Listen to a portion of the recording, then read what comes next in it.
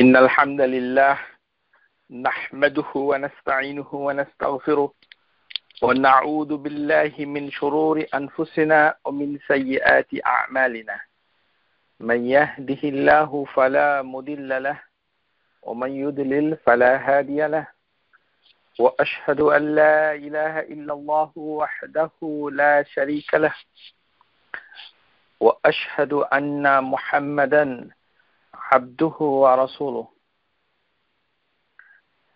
أما بعد أيها الأخوة إخواني السلام عليكم ورحمة الله وبركاته আল্লাহ সুবহানাহু ওয়া তাআলার একটি বিশেষ নাম হচ্ছে আর রাকিব। এই নামটুকু ফিকহুল আসমাউল হুসনা যে কিতাবটুকু আমরা অনুসরণ করছি সেই লেখক মুআল্লিফ তিনি আশ-শাহীদ এবং আর রাকিব এই দুটো নামকে পাশাপাশি রেখেছেন। এর কারণ হচ্ছে যে এই দুইটি নামের ভিতরে পার্থক্য খুব কম, এই কারণে। কিন্তু আলোচনার কলেবর বেড়ে যাবে, অনেক সময় দরকার, এই কারণে আমরা আশ-শাহীদের আলোচনা গত ক্লাসে করেছি। আজকে আমরা চেষ্টা করব আর রাকিব এই নামটুকু শেখার জন্য। এই নামটুকু অত্যন্ত গুরুত্বপূর্ণ এবং এই নামটুকু থেকে নানান ধরনের বিভ্রান্তিমূলক আকীদা এসেছে, সেটারও জ্ঞান অর্জন করতে হবে। সুতরাং আজকের ক্লাসটুকু আমি ভয় পাচ্ছি এইখানে তিন ধরনের শ্রোতা তৈরি হবে। একটি হচ্ছে যে তারা আলোচনা থেকে জ্ঞান লাভ করবে, উপকৃত হবে, এবং আরেকটা গ্রুপ থাকার সম্ভাবনা আছে যে তারা একটি মারাত্মক ধরনের বিদআত এই নামের সাথে জড়িত আছে, সেটাকে তারা সমর্থন করতে পারে যে দলিল পাওয়া গিয়েছে। আর আরেকটি গ্রুপ হচ্ছে যে মনোযোগের অভাবে কিছুই বুঝবে না। তো এই কারণে আমরা আপনাদের কাছে অনুরোধ করছি যে মনোযোগ ছাড়া আল্লাহ সুবহানাহু ওয়া তাআলার নাম শেখা একেবারেই কঠিন।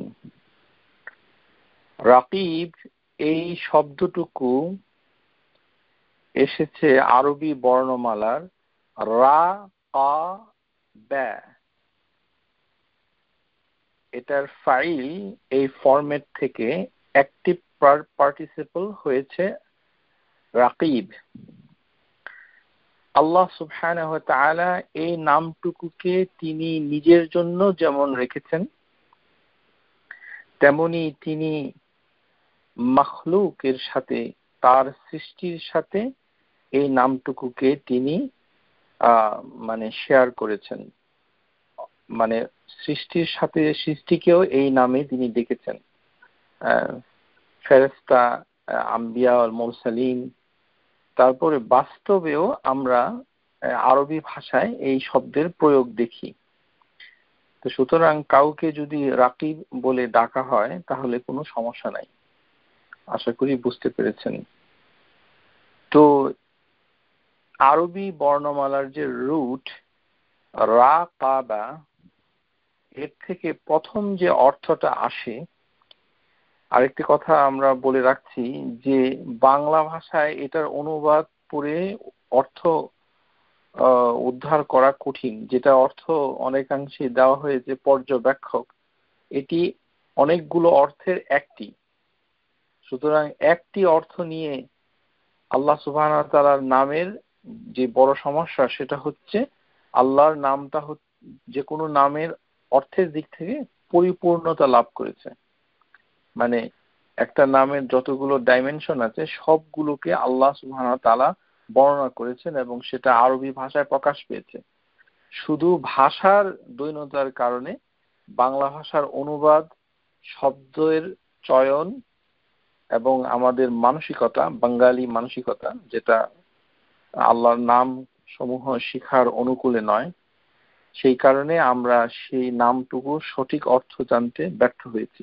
এটাও জানতে হবে, অনেকে যে বুঝতে পারছে না যে নামটা একটা বাংলা বই পড়ে জেনে নিলাম, আল্লাহ সুবহানাহু ওয়া তাআলা তো শুধু এতটুকু বলেন নাই, তাহলে আল্লাহ সুবহানাহু ওয়া তাআলার আযীমা, তিনি যে বড়, সে বড় জিনিসটাকে আপনি ছোট করে দিলেন, এটা একটা অপরাধ। কেননা আল্লাহ সুবহানাহু ওয়া তাআলার নামটা যেভাবে তিনি প্রকাশ করেছেন, যেভাবে তার অর্থ হয়েছে কোরআনুল কারীমে, আপনাকে ঠিক সেভাবে সেটা প্রথমে শিখতে হবে, তারপরে সেটাকে অনুধাবন করতে হবে, তারপরে সেটা আমলে নিতে হবে, তারপরে আপনার ইবাদাত, মুআমালাত, মুআশারাত, মানে সামাজিক ব্যক্তি জীবনে সেটার প্রয়োগ করতে হবে। তো প্রথম মিনিং, অর্থ যেটা দাঁড়ায় রাকাবা, এটা হচ্ছে লুক, মানে দৃষ্টি দেওয়া, ওয়াচ পর্যবেক্ষণ করা, অবজার্ভ তত্ত্বাবধান করা, ভিজিল্যান্ট অর্থাৎ সার্বক্ষণিক। এই কারণে দেখবেন ইংরেজিতে লেখা হয়েছে অল ওয়াচ, মানে এটা সার্বক্ষণিক। আমরা যদি কোনো জিনিসকে ওয়াচ করি তাহলে একটা সময় পর্যন্ত, আর আল্লাহ সুবহানাহু ওয়া তাআলা রাকাবা, এটা শুরু মানে আমরা জানি না, আর এটা শেষ কবে সেটা জানি না, এটা চলছে, বহমান, মানে একটা মানে চলন্ত গতিতে এটা চলছে। এটার দ্বিতীয় অর্থ দাঁড়ায়, সেটি হচ্ছে যে কোনো জিনিসকে উন্নত করে তৈরি করা, নির্মাণ করা, কোনো কিছু যত্ন নেওয়ার জন্য।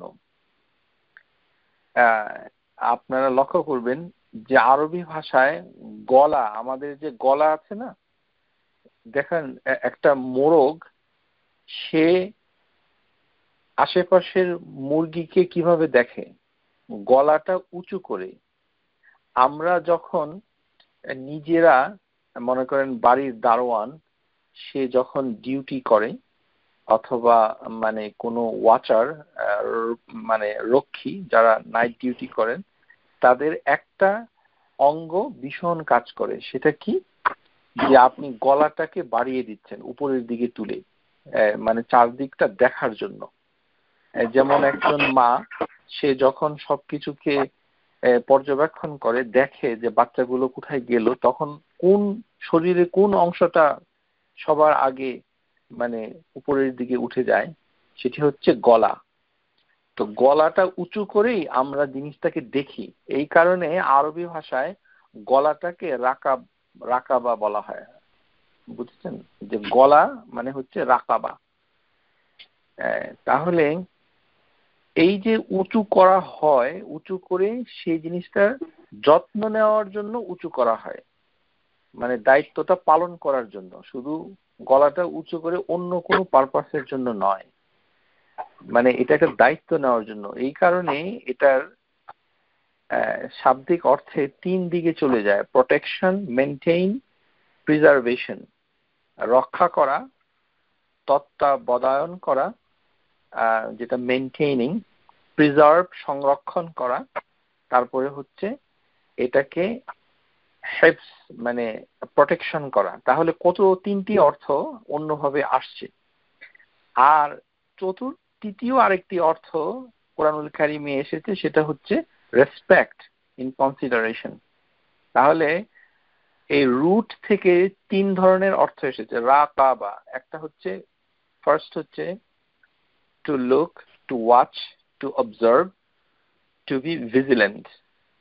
আর সেকেন্ড হচ্ছে to erect in order to care for something, কোনো কিছুকে যত্ন নেওয়ার জন্য উঁচু করে নিজেকে উপস্থাপন করা। তারপরে হচ্ছে মানে একজনের দায়িত্ব নেওয়া, মানে দায়িত্বশীল হওয়া, রাকিব। কি ধরনের দায়িত্ব? তিনটা দায়িত্ব একসাথে পালন করা। একটা হচ্ছে প্রোটেকশন, মানে যত্ন করা, প্রোটেক্ট করা, প্রতিরক্ষা করা, মেনটেইনিং, মানে জিনিসটাকে চালু রাখা, তারপরে প্রিজার্ভিং, হেফাজত করা। দেখেছেন তিনটি। আর একটা হচ্ছে যে সম্মান করা, এটা হলো তৃতীয় নাম্বার রুট থেকে এসেছে, কনসিডারেট করা।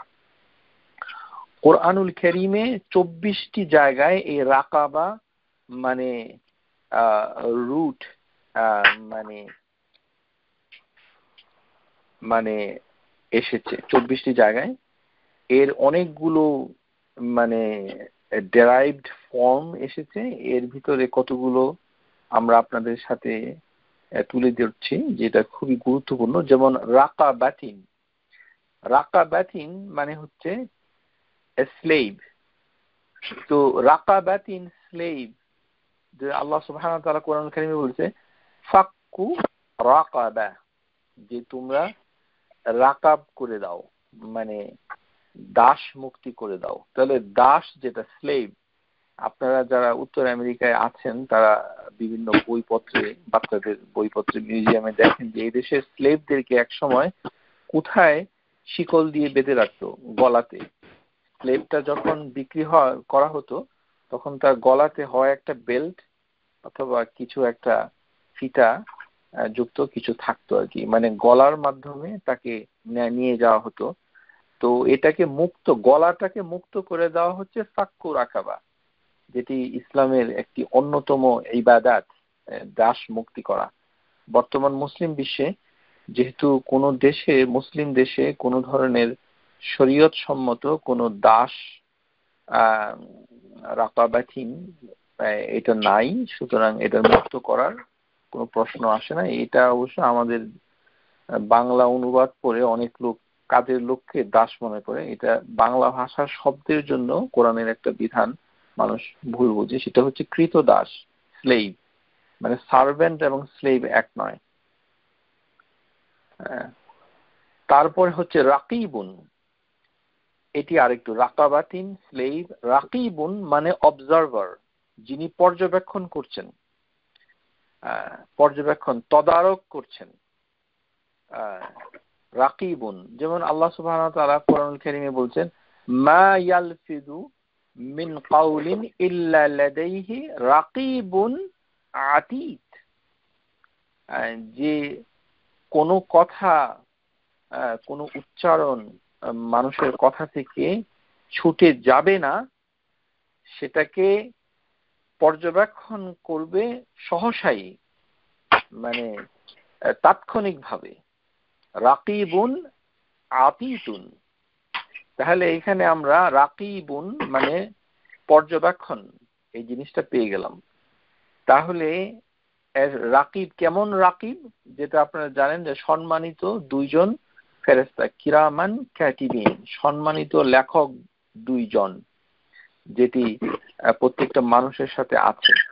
তো আল্লাহ সুবহানাহু ওয়া তাআলা এই যে ফেরেশতাকেও রাকিব বলেছেন, মানে ফেরেশতা হচ্ছে আল্লাহর একটা মাখলুক, মানে আল মাখলুকাতুন মুশরাফা, মানে সম্মানিত সৃষ্টি।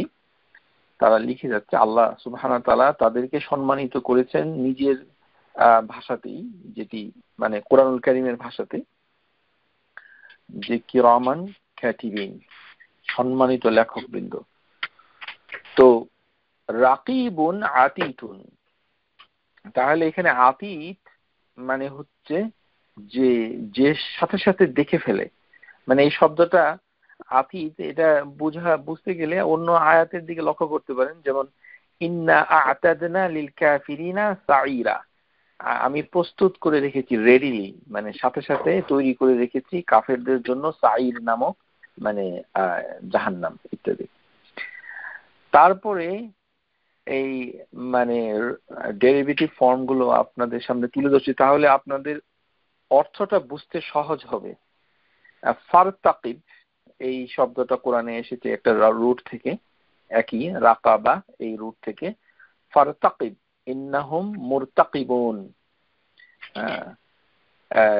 যে সূরা দুখান আল্লাহ সুবহানাহু ওয়া তাআলা যেমন বলেছেন যে তোমরা মানে তোমরা অপেক্ষা করো, ইন্নাহুম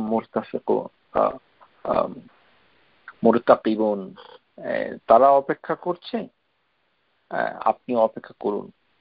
ফারতাকিব, ইন্নাহুম মুরতাকিবুন, তারা অপেক্ষা করছে। তাহলে অপেক্ষা করা মানে টু ওয়াচ, পর্যবেক্ষণ করা, তদারক করা যে ওরা কখন ফিরছে, মানে এই জিনিসটাকে ফুটিয়ে তোলা হয়েছে। তারপরে এসেছে লা ইয়ারকাবুনা, লা ইয়ারকুবুনা। এখানে সূরা তাওবাতে ইয়ারকুব, লা ইয়ারকুবুনা মুমিনিন ইল্লা ওয়ালা জিম্মা, যে মানে মুমিন যারা, মানে তারা কখনো ডিসরেসপেক্ট করে না, মানে সম্মান, আত্মীয়তার বন্ধন, মানে এদেরকে যারা জিম্মি থাকে, তাদের অনিষ্ট থাকে, মানে এটা ছাড়া মুমিনদের সাথে তারা সেটাকে ডিসরেসপেক্ট করে না। তাহলে ইয়ার কুবুনা মানে হচ্ছে রেসপেক্ট করা। তাহলে আরবি ভাষায় রাকিব মানে যিনি দেখছেন, সুপারভাইজ করছেন। এই কারণে আরব দেশে আমরা যেটা সার্জেন্ট বলি, আপনারা ঢাকা শহরে দেখেছেন যে সুন্দর একটা মোটর সাইকেল বা মোটর বাইকের উপরে যে সুদর্শন অথবা সুদর্শনা নারী বর্তমানে এসেছে, আগে পুরুষ ছিল, নীল এবং খাকি রঙের পোশাক পরা, সানগ্লাস পরা, তাকে আমরা কি বলি? সার্জেন্ট। সার্জেন্ট, তো সার্জেন্টের যে দায়িত্ব, সেটার মানে হচ্ছে যে সবসময় সে রাস্তায় ঘুরে বেড়াচ্ছে, দেখছে, ওয়াচ করছে, অবজার্ভ করছে। তো আরবি ভাষায় সার্জেন্টকে বলা হয় রাকিব। রাকিবকেও আরব দেশে আরবি ভাষায় সার্জেন্ট বলা হয়, সার্জেন্ট, রাকিব। তো এইভাবে জিনিসগুলো এসেছে ভাষাগতভাবে। যেমন রাকিবা, এটা আরবি ভাষায় সার্জেন্ট বলেছি। তারপরে মানে এরকম মানে অর্থ এসেছে যে আল মুশরিফু ওয়াল মুরাকিবু, মুশরিফু ওয়াল মুরাকিবু, মানে এটা ব্যবহারিক অর্থ যে উচ্চভূমি। মাশরাফ মানে হচ্ছে উচ্চভূমি, মানে উঁচু একটা জায়গায় যে গার্ড, যে মনে করেন কোনো জায়গায় এখন তো গার্ড উপরে বসে না, কিন্তু এক সময় গার্ডরা কি করতো, ওই যে উপরে দাঁড়িয়ে থাকতো। মুশরাফ মানে উপরে দাঁড়ানো, মাশরাফ উচ্চভূমি, সেখান থেকে মোরাকাব মানে চোখে রাখা হয়েছে এমন পর্যবেক্ষণ, মানে উপরে দেখে গলাটা বাড়িয়ে, গলাটা এই জন্য রাকাব, রাকাবা, গলাটাকে রাকাবা বলা হচ্ছে, আমরা আলোচনা করেছি। তাহলে রাকিবুল জাইশ মানে আরবি ভাষায় রাকিবুল জাইশ মানে হচ্ছে সৈন্যবাহিনীর কমান্ডার, যে তত্ত্বাবধান করে। এই কারণে মানে আরবি ভাষায় রাকিবুল জাইশ, জাইশ মানে সৈন্য, রাকিব মানে হচ্ছে ইন্সপেক্টর। আপনারা লক্ষ্য করেছেন যে পুলিশ বাহিনীতে এবং যারা ইমিডিয়েট যে সুপারভাইজার, তার পদবীর নাম হচ্ছে ইন্সপেক্টর, ইন্সপেকশন করে, রাকিব করে, দেখে। এই কারণে আরবিতে রাকিবুল জাইশ। হারিসুল আল হাফিজ, যে এটা প্রটেক্ট করে এবং মানে এটাকে মানে সংরক্ষণ করে। ফারকিবুল কাউম, যেমন রাকিবুল কাউম, মানে রাকিবুল কাউম মানে হচ্ছে যে এলাকায় পাহারা দেয়, যা আমাদের দেশে মানে চৌকিদার। আমাদের দেশে একটা মানে স্ট্রাকচার ছিল এক সময়, এখন আছে কিনা আমার জানা নেই। আমরা বলতাম যে গ্রামের চৌকিদার। তো এই যে চৌকিদারের যে পদবি, এটা একটা সরকারি পদ, যদিও মানুষ এটাকে তুচ্ছ-তাচ্ছিল্য করে, কিন্তু এটা আসলে একটা মহান পেশা। যে চৌকিদার সে এলাকায় ঘুরে ঘুরে মানুষকে তদারক করে। তাহলে ওকে আরবিতে বলা হয় রাকিবুল কাউম। হারিসুহুম, সে মানুষদেরকে মানে ইয়ে করে, মানে দেখাশোনা করে। ওই কারণেই রাকিব শব্দটা, আর রাকিব এটা যখনই আমরা বলি তখন অনেকগুলো বিষয় চলে আসে। এই কারণেই আমরা বলেছি বাংলা অনুবাদের ক্ষেত্রে যে তত্ত্বাবধায়ক মানে অনন্ত নির্বাহী। অনন্ত নির্বাহী মানে হচ্ছে যিনি জিনিসটাকে দেখছেন তো বটেই, তারপরে মেনটেন করছেন, প্রিজার্ভ করছেন, প্রোটেকশন করছেন। তো এইগুলোর আসলে বাংলা মানে আমার বাংলাতে এগুলো অনুবাদ করা কঠিন। ইংরেজিতে যদি শিখতে পারেন তাহলে আল্লাহ সুবহানাহু ওয়া তাআলা সম্পর্কে আপনার ধারণাটা সুন্দর হবে, এবং এটা নিয়ে যদি আপনি কবরে যেতে পারেন ইনশাআল্লাহ তাআলা আল্লাহ সুবহানাহু ওয়া তাআলা আপনাকে অনেক উচ্চ মর্যাদা দান করবেন। সুতরাং বাংলা ভাষাকে মানে উপর মানে নির্ভর করবেন না খুব একটা, কিন্তু বোঝার জন্য যতটুকু প্রয়োজন ততটুকুই যথেষ্ট বিইজনিল্লাহি তাআলা। তো আল্লাহ সুবহানাহু ওয়া তাআলা قال الله عز وجل إن الله كان عليكم رقيبا, যে সূরা নিসা আয়াত নাম্বার 1, এখানে আল্লাহ সুবহানাহু ওয়া তাআলা মানে যে এই আয়াতটা শেষে বলেছেন যে সূরা নিসার আয়াত তো আমাদের খুব সুপরিচিত, যেটা ইয়া আইয়ুহান নাসু তাকু রাব্বাকুমুল্লাযী খালাকাকুম মিন নাফসিন ওয়াহিদা ওয়া খালাকা মিনহা যাওজাহা ওয়া বাসসা মিনহুমা রিজালান কাসীরান ওয়া নিসা ওয়াত্তাকুল্লাহ আল্লাযী তাসাআলুনা বিহি ওয়াল আরহাম ইন্নাল্লাহা কানা আলাইকুম রাকিবা। তো এটা হলো খুতবাতুল হাজা, যেটা আপনারা আমাদের কাছ থেকে কিংবা কোনো আলিম ব্যক্তি যারা বক্তৃতার শুরুতে 3টি আয়াত পাঠ করেন, সূরা আহজাব, সূরা আলী ইমরান আর সূরা নিসার 1 নম্বর আয়াত। এটা তো শুনতে শুনতে আপনারা নিশ্চয়ই ক্লান্ত হয়ে গিয়েছেন, কিন্তু আপনারা লক্ষ্য করবেন যে এই আয়াতে কারিমায় শেষে আল্লাহ সুবহানাহু ওয়া তাআলা বলছেন ইন্নাল্লাহা কানা আলাইকুম রাকিবা, সূরা নিসা। তো এই যে কানা, এটা মানে অতীতকাল বুঝায় না, হ্যাঁ, মানে এখানে আল্লাহ সুবহানাহু ওয়া তাআলা বলেই দিয়েছেন যে ইয়া আইয়ুহান নাস উত্তাকু রাব্বাকুমুল্লাযী খালাকাকুম মিন নাফসিন ওয়াহিদা, একটি নফস থেকে, এক ব্যক্তি থেকে, মানে আদম আলাইহিস সালাম, এবং তার থেকে সবাইকে সৃষ্টি করা হয়েছে। তার থেকে প্রথমে তার স্ত্রী সাইয়্যিদাতা হাওয়া আলাইহিস সালাতু ওয়াস সালাম, এবং তারপরে ওয়া খালাকা মিনহা যাওজাহা, এখানে বলে দিয়েছেন যে তার জাউজ, তার যে স্ত্রী, এটা তার থেকেই তৈরি করা হয়েছে। ও বাসসা মিনহুমা, এবং উভয়ের থেকে এসেছে কত, রিজালান কাসীরান, অনেক অগণিত মানব জাতি, নিসা পুরুষ এবং মহিলা। সুতরাং আল্লাহকে ভয় করো কোন কোন কাজে, আল্লাযী তাসাআলুনা বিহি ওয়াল আরহাম, যারা জরায়ু, আরহাম মানে আত্মীয়তার সম্পর্ক, মানে ইউটেরাইন লিনিয়েজ, ইউটেরাইন মানে রেহেম থেকে এসেছে, যে মানে এই যে আত্মীয়তার বন্ধন, এই যে রক্তের সম্পর্ক, এটাকে প্রিজার্ভ করার জন্য, এটাকে মানে দেখার জন্য আল্লাহকে ভয় করতে আল্লাহ সুবহানাহু ওয়া তাআলা নিজে বলেছেন। এই কারণে আল্লাহ বলেছেন তোমরা যদি কোনো আত্মীয়কে অবহেলা করো, যদি না দেখো, মানে তোমাদের দৃষ্টি, তোমাদের দেখার উচিত ছিল কিন্তু দেখে। এখন এই যে রাকিব এর নামটার উপরে আপনার যখন জীবনের সাথে আপনি মিলাবেন, তখন আপনাকে ভয় পেতে হবে যে আমি যে আমার ফুফুকে দেখি না, আমি যে আমার খালাকে দেখি না, আমি যে আমার চাচার ছেলেকে দেখছি না, অথবা দাদা নানা, যেটা আপনার রক্তের সম্পর্ক, আল্লাহ সুবহানাহু ওয়া তাআলা কিন্তু জিনিসটা ওয়াচ করছেন, দেখছেন, এবং তিনি মানে দেখছেন। এই কারণে আল্লাহ বলছেন ইন্নাল্লাহা কানা আলাইকুম রাকিবা, যে তোমাদের সবার উপরে আল্লাহ হচ্ছেন আর রাকিব। রাকিব মানে তিনি এই সম্বন্ধটা, মানে রক্তের সম্পর্কটা টিকে থাকুক, এটা একটা চাচ্ছেন, এবং আল্লাহ সুবহানাহু ওয়া তাআলা তার হিকমতের মাধ্যমে সম্পর্কটা টিকিয়ে রেখেছেন। আমরা কি করছি কিংবা তারা কি করছে সেটাকে তিনি পর্যবেক্ষণ করছেন এবং ভিজিলেন্ট করছেন, মেনটেন করছেন। তারপরে আমরা যেন এটাকে সম্মান করি ইত্যাদি নানান দিকে, এই কারণে এটা অর্থটা চলে যায়।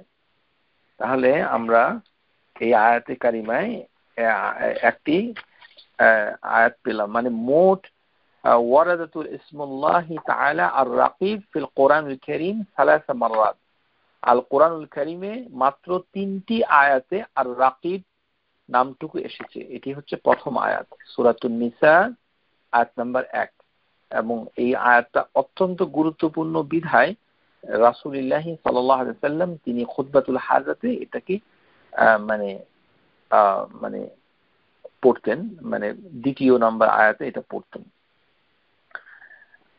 তারপর যেটা আমরা সূরা আল আহজাব, সূরা আল আহজাবে আমরা একটা আয়াত দেখব প্রিয় শ্রোতা, সেটি হচ্ছে যে এখানে আল্লাহ সুবহানাহু ওয়া তাআলা নবী সাল্লাল্লাহু আলাইহি সাল্লামের পরিবারের মানে যে স্ত্রী আজওয়াজুন মুতাহহারাতুন, যে তার যে পবিত্র স্ত্রী যারা ছিলেন তাদের সম্পর্কে তিনি উদ্দেশ্য করে নবী সাল্লাল্লাহু আলাইহি সাল্লামের পারিবারিক জীবন সম্পর্কে আল্লাহ সুবহানাহু ওয়া তাআলা এই নামটা তিনি প্রকাশ করেছেন। যে ঘটনাটা হচ্ছে যে রাসূল সাল্লাল্লাহু আলাইহি সাল্লাম উদ্দেশ্য করে আল্লাহ সুবহানাহু ওয়া তাআলা বলছেন, লা ইয়াহিল্লু লাকান নিসাউ মিন বা'দু ওয়ালা আন তাবাদদালা বিহিন্না মিন আজওয়াজিন ওয়ালা আ'জাবাক হুসনুহুন্না ইল্লা মা মালাকাত ইয়ামিনুক ওয়া কানা আল্লাহু আলা কুল্লি শাইইন রাকিবা। যে ইবনে আব্বাস এই আয়াতটা একটু জটিল, কেননা এখানে নাসিক মানসুক এর ব্যাপারটা রয়েছে, যারা তাফসীর স্টাডি করেন। এটি হচ্ছে সূরা আল আহজাব এর 52 নম্বর 52 আয়াত।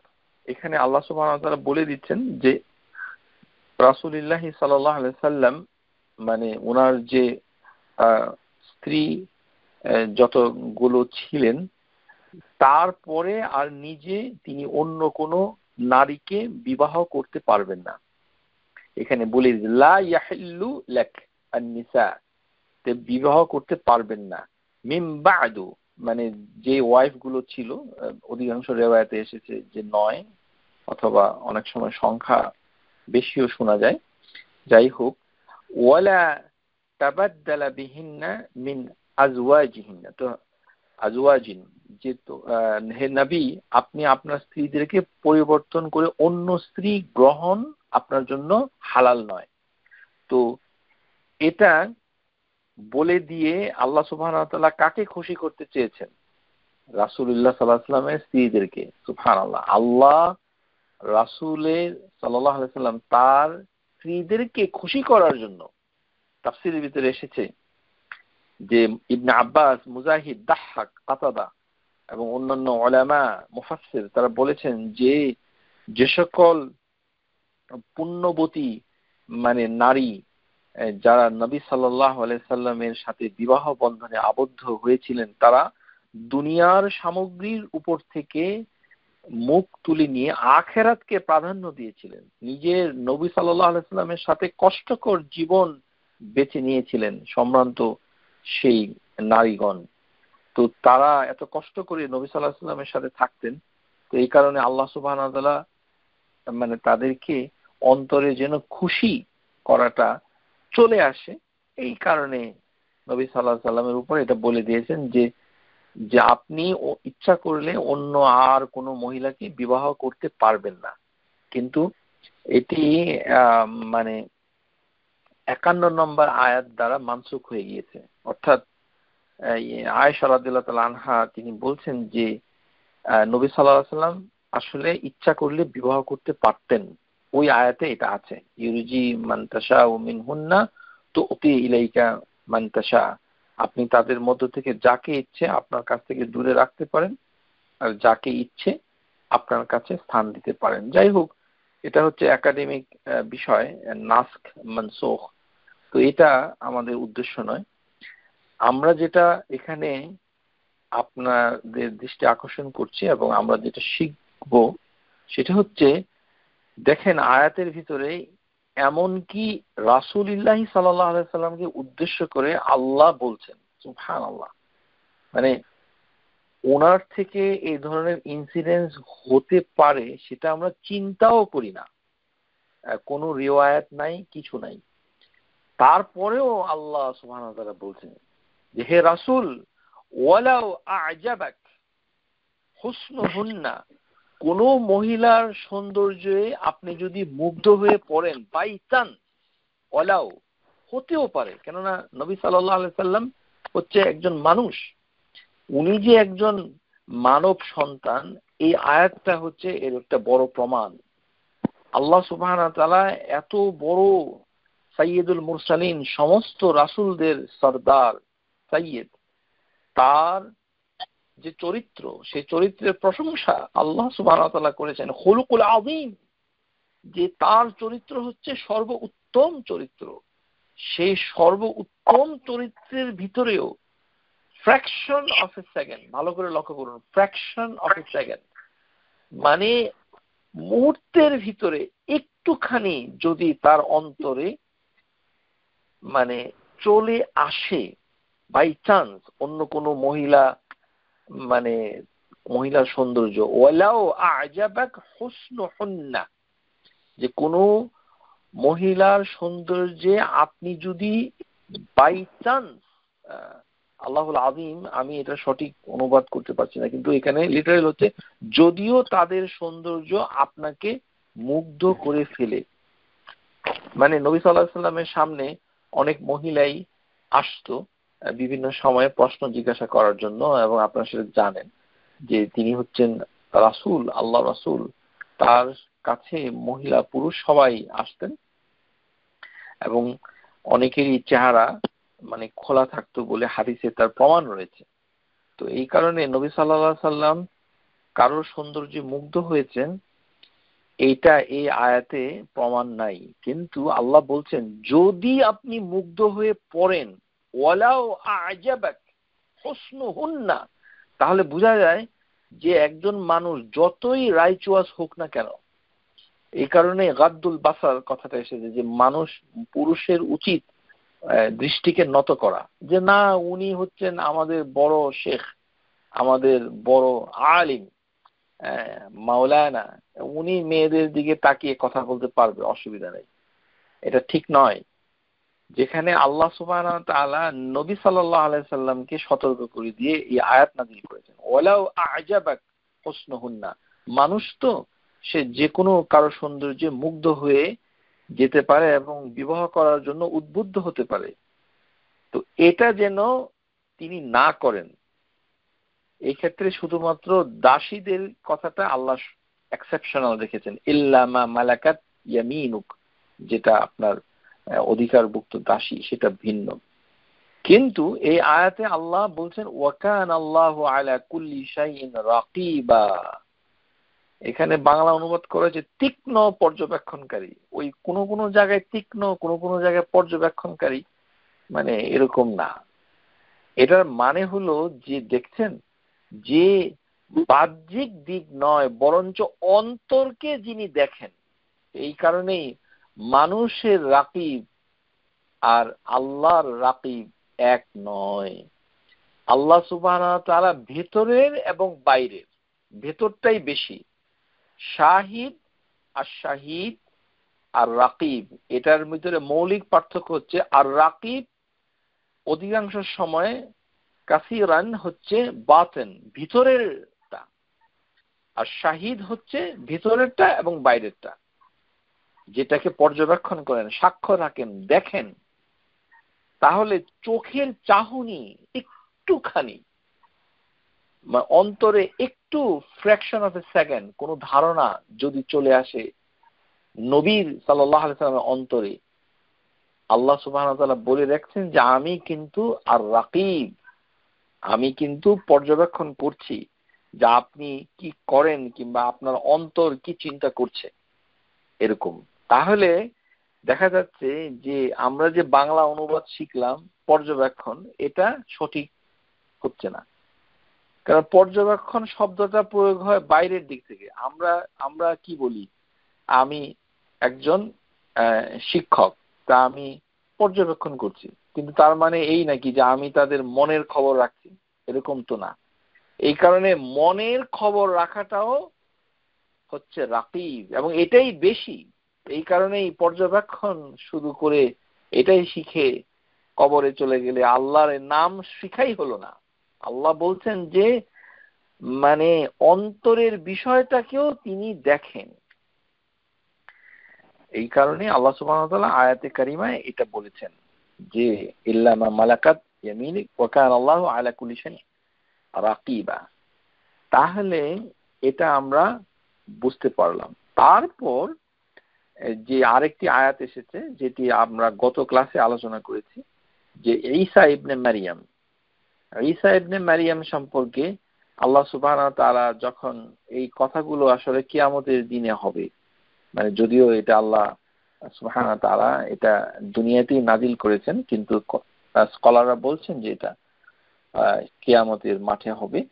তো এটা গত ক্লাসে আলোচনা হয়েছে, মা কুলতু লাহুম ইল্লা মা আমারতানি বিহি আনি ইবুদুল্লাহ রাব্বি ওয়া রাব্বাকুম, যে আমি অন্য কিছু বলি নাই। ঈসা আলাইহিস সালাম বলবে যে আপনি হে আমার রব, আপনি আমাকে যে ইবাদতের আদেশ করেছেন সেটাই আমি মানে তাদেরকে বলেছি, আমি অন্য কিছু বলি নাই, যে ইবাদত করতে হবে আল্লাহর। আনি ইবুদুল্লাহ আমারতানি বি, এই কারণে নবুয়ত রিসালাতের মৌলিক বিষয় হচ্ছে আনি ইবুদুল্লাহ।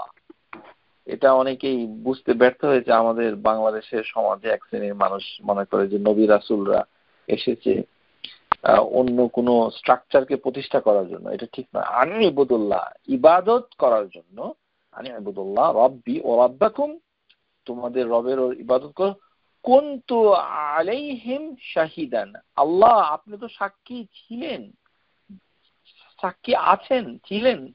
মা দুমতু ফীহিম ফালাম্মা তাওয়াফাইতানি, এবং আমিও সাক্ষী ছিলাম যতক্ষণ পর্যন্ত আমি জনগণের, আমার উম্মতের মাঝে ছিলাম। ঈসা ইবনে মারিয়াম বলছে ফালাম্মা তাওয়াফাইতানি, যখন আমাকে তুলে নিলেন। এখানে ওয়াফা মানে হচ্ছে মৃত্যু নয়, বরঞ্চ তুলে নেওয়া, এই অর্থ করা হয়েছে। কুনতা আনতা রাকিব, কিন্তু আপনি হচ্ছেন রাকিব। এই যে আমাকে তুলে নিলেন, তাহলে এখানে তুলে নেওয়ার সাথে আল্লাহ হয়েছেন রাকিব। এটার কারণটা কি? কারণ হচ্ছে উচ্চে। এই কারণে আমরা বলেছি যে মুশারফ মোরাকিব মানে উচ্চ জায়গা থেকে। তো ঈসা ইবনে মারিয়াম কোথায় আছেন? হেভেনে আছেন, উপরে, আকাশে নয়, হেভেন মানে উপরের দিকে আছেন। তো মানে তাহলে উপরের দিকে যেহেতু আছেন, তাহলে এই ঘটনাটাকে যিনি পর্যবেক্ষণ করবেন তিনি কোথায় থাকবেন? সে থাকবে সবার উপরে। এই কারণে মুত্তালি, মানে এটার অর্থ হচ্ছে উচ্চ জায়গা থেকে পর্যবেক্ষণ করা। তাহলে আমরা আরেকটা অর্থ শিখলাম যে এটা শুধু পর্যবেক্ষণ নয়, বরঞ্চ মুত্তালি মানে উপরে থেকে জানা, দেখা, শোনা ইত্যাদি। উপর থেকে, কেননা ঈসা ইবনে মারিয়ামকে উপরে তুলে নেওয়া হয়েছে। তো আল্লাহ সুবহানাহু ওয়া তাআলা কে এই জন্য ঈসা ইবনে মারিয়াম বলবেন কুনতা আনতার রাকিব আলাইহিম, যে আপনি তো রাকিব এবং সর্বদাই ছিলেন। মানে আমাকে সৃষ্টি করার পূর্বেও আপনি তাদেরকে দেখেছেন, আমার উম্মাকে, আর আমাকে তুলে নিয়ে আপনি হেভেনে নিয়ে গেছেন, আর ওরা ছিল দুনিয়াতে, এখনো আছে ঈসা ইবনে মারিয়ামের অনুসারী, যেটা খ্রিস্টান সম্প্রদায়। তো তাদেরকে সার্বক্ষণিক দেখাশোনা কে করছে, ওয়াচ করছে কে? আল্লাহ সুবহানাহু ওয়া তাআলা। ওয়া আনতা আলা কুল্লি শাইইন শাহীদ। তাহলে রাকিব মানে হচ্ছে ওয়াচ করছে, দেখছে। এইভাবেই মানে জিনিসগুলো এসেছে।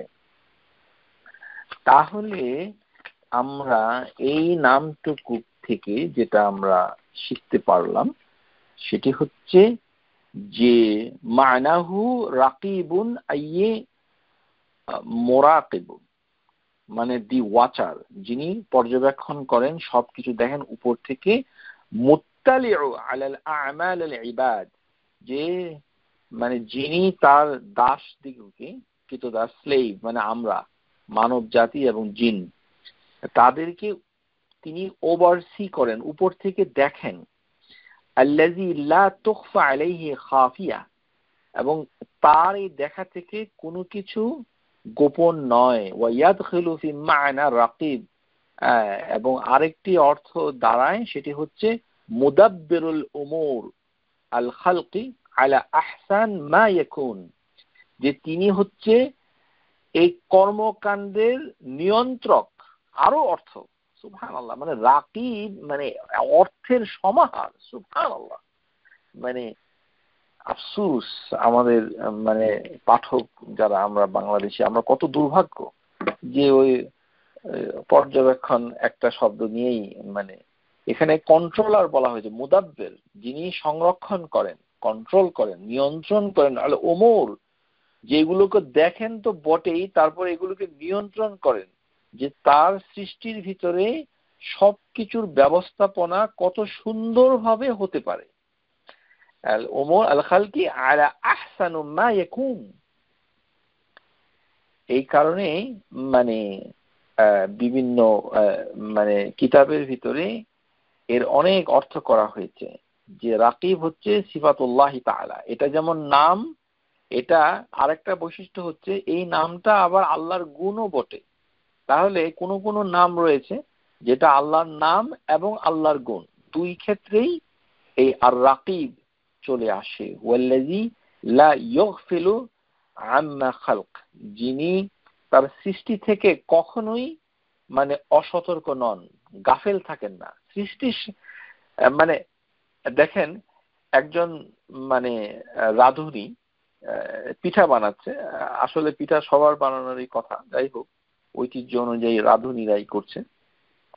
তো পিঠাটা বানাচ্ছে ঠিকই, কিন্তু বানানোর সময়ই শুধু নজর রাখছে যে পিঠাটা ঠিক আছে কিনা, কিন্তু পিঠাটা বানানোর পরেই সে অন্য একটা কাজে যখন চলে যায় তখন আর ওটার উপরে কোনো নজর থাকে না, গাফেল হয়ে যায়, অন্য কাজ করে, যার জন্য চুলাতে অনেক খাবার নষ্ট হয়, পুড়ে যায়। তাহলে আল্লাহ সুবহানাহু ওয়া তাআলা ওয়ালিল্লাহিল মাসালিল আ'লা, আল্লাহর দৃষ্টান্তের মানে কোনো সৃষ্টির সাথে তুলনাই হয় না। তো আল্লাহ সুবহানাহু ওয়া তাআলা আল্লাযী লা ইগফিলু আম্মা খালক, যে তার সৃষ্টি থেকে উনি কখনোই গাফেল নন, সৃষ্টিতে করছে, নজর রাখছে, ওয়াচ করছে, দেখছে। এই কারণেই যে সকল মানে দম্পতি তাদের সন্তান যদি কোনো মানে মানসিক বৈকল্য নিয়ে জন্মগ্রহণ করে অথবা কোনো জন্মগত কনজেনিটাল কোনো সমস্যা নিয়ে জন্মগ্রহণ, তাদের মন খারাপ হয়ে যায় যে আমার বাচ্চাটা এরকম মানে ডাউন সিনড্রোম অথবা অটিস্টিক মানে দেখতে, অথবা এরকম মানে কোনো কনজেনিটাল জন্মগত কোনো অসুখে যদি তার জন্ম হয়, মন খারাপ হয়ে যায়। তো মন খারাপ হওয়া উচিত নয়, কারণ আল্লাহ হচ্ছেন আর রাকিব, তিনি আপনাকেও দেখছেন, ওই বাচ্চাটাকেও দেখছেন, দেখছেন তো বটেই, বরঞ্চ তিনি এটাকে নিয়ন্ত্রণ করছেন, মুদাব্বির আল উমুর, এটাকে নিয়ন্ত্রণ করছেন। সুতরাং এটা চিন্তা করার কোনো কারণ নাই যে মানে তিনি এটাকে ওয়াচ করছেন না, দেখছেন। একজন তো ওয়াচার, মানে একজন নির্বাহী, অনন্ত নির্বাহী তো রয়েছে, উনি দেখছেন এবং নিয়ন্ত্রণ করছেন এবং নার্চার করছেন, তত্ত্বাবধান করছেন। তো মানে তার এই যে গুণ, এটা কোনোভাবেই কোনো ইমপারফেক্ট নয়, লা ইয়ালহাক্কাহু নাকস, কোনো ধরনের দৈন্যতা এর ভিতরে নাই, ওয়াইদখুলু আলাইহিল খিলাল, কোনো ধরনের মানে ফল্ট, এই মানে কোনো ধরনের ত্রুটি এই গুণের ভিতরে পাওয়া যায় না, মানে পরিপূর্ণ রেখে দেখেন মানে পর্যবেক্ষণ মানে তত্ত্বাবধান, অনন্ত নির্বাহী, তদারককারী, এই গুণগুলোরও আবার অনেক ডাইমেনশনে এগুলো এসেছে যেটা আমরা মানে মিলাতেই পারি না। আল হাফিজু আল্লাযী লা ইয়াগিবু আনহু শাই মিন আমরি খালকিহি, তিনি সংরক্ষণ করেন এবং কোনো কিছু তার কাছ থেকে গোপন হয়ে যায় না। ইন্নাল্লাহা কানা আলিমু রাকিবা। সো আন্নাহু ইয়ালাম সিররাহু ওয়া আখফা, তিনি গোপন জিনিসটাও জানেন, ওয়া ইয়াখফা, এবং যেটা গোপন থাকে এবং লুক্কায়িত থাকে সেটাকেও জানেন। ইযা কানা কাযালিকা ফাহুয়া জাদির বিআন্না ইয়াখফা ইয়াত্তাকা, যেমন তাহলে তাকে মানুষ মানে মানবে এবং তাকে ভয় করবে। তাহলে আল্লাহ সুবহানাহু ওয়া তাআলা যেমন তাফসীরের ভিতরে যারা অর্থ করেছেন, এর একটা কিতাব হচ্ছে তাহরীর ও তানবীর, এখানে এসেছে একটা আয়াত নিয়ে এসেছেন সূরা রা'দের 33 নম্বর আয়াত, আফামান হুয়া কাইমুন আলা কুল্লি নাফসিন বিমা কাসাবাত। তো এই যে এখানে কাইমুন, যে মানে এটা কি আল্লাহ, মানে অতঃপর এটা কি আল্লাহ যিনি দায়িত্ব নিয়েছেন গার্ড দেওয়ার জন্য, মেনটেন করার জন্য এবং প্রোভাইড করার জন্য। কুল্লু নাফসিন, প্রত্যেকটা মানুষের কে তিনি গার্ড দিচ্ছেন, মেনটেন করছেন এবং মানে তাকে রিজিক দিচ্ছেন, এবং তিনি জেনে যাচ্ছেন যে ওই মানুষগুলো, ওই প্রাণগুলো তারা কি উপার্জন করছে, মানে মানে তারা ইবাদতের ক্ষেত্রে কি করছে সেগুলো তিনি কায়েম।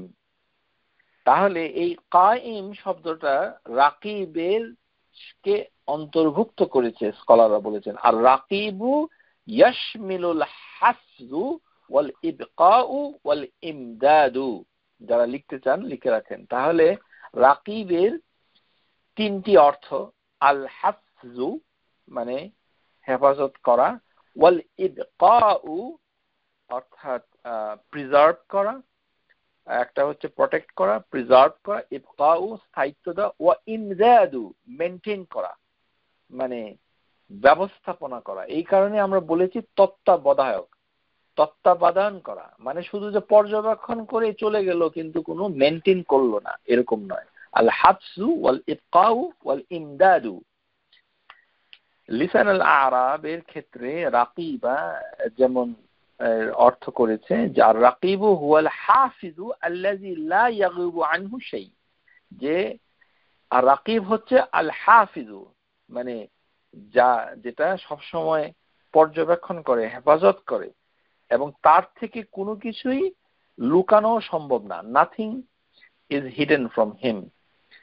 তো আমরা সেটা আলোচনা করেছি। ইবনে জারির আত-তাবারি, তাফসীর তাবারি সূরা আহজাবের এই আয়াতে যে রাকিবা কুল্লি শাইইন রাকিবা এর আয়াতের ব্যাখ্যায় তিনি বলেছেন যে তিনি যে দেখেন, ওয়াকান আল্লাহু আলা কুল্লি শাইইন মা আহাল্লা লাক, যে তিনি দেখেন যে তোমাকে মানে আমাদেরকে উদ্দেশ্য করে আল্লাহ এটা উদ্দেশ্য করেছেন নামটাকে।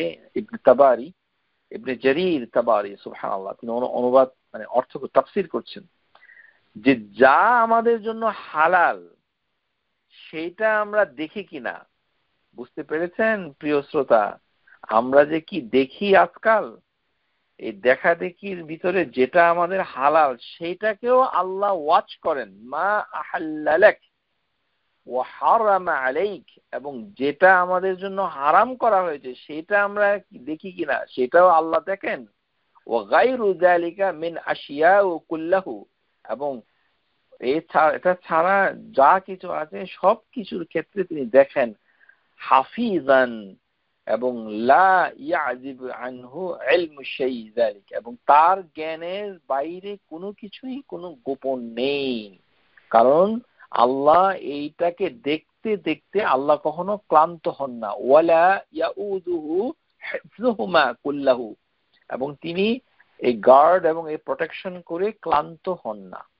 সুবহানাল্লাহ। তাহলে আমরা এটা বুঝতে পারলাম। এবং আস-সাদি রাহিমাহুল্লাহ তিনি তাফসীর সাদিতে যেটা বলেছেন এর অর্থ রাকিব আই মুরাকাবান লিল উমুর, যে তিনি মানে কাজের দিক থেকে কর্মগত ভাবে তিনি মুরাকাব মানে পর্যবেক্ষণ করছেন, ওয়াচ করছেন তার সমস্ত কর্মকাণ্ড, মানুষের মাখলুকের সৃষ্টির। আলিমান বিমা ইলাইহি তুউল, যে প্রত্যেকটা জিনিস কখন কত দূর গিয়ে শেষ হয়ে যাবে সেটা তিনি জেনে যান। আল্লাহ সুবহানাহু ওয়া তাআলা দেখেন, জেনে যান। কাইমান বি তাদবিরু হা আলা আকমালুন নিজাম, এবং তিনি কন্ট্রোল করেন তার যে সিস্টেম এটাকে পরিপূর্ণতা দিয়েছেন। ওয়া হুসনুল আহকাম, এবং কত সুন্দরভাবে সেটাকে নিয়ন্ত্রণ করা যায়। এই জিনিসগুলো মানে তিনি মানে এখানে উল্লেখ করেছেন। তাহলে আমরা এই জিনিসগুলো দেখতে পেলাম।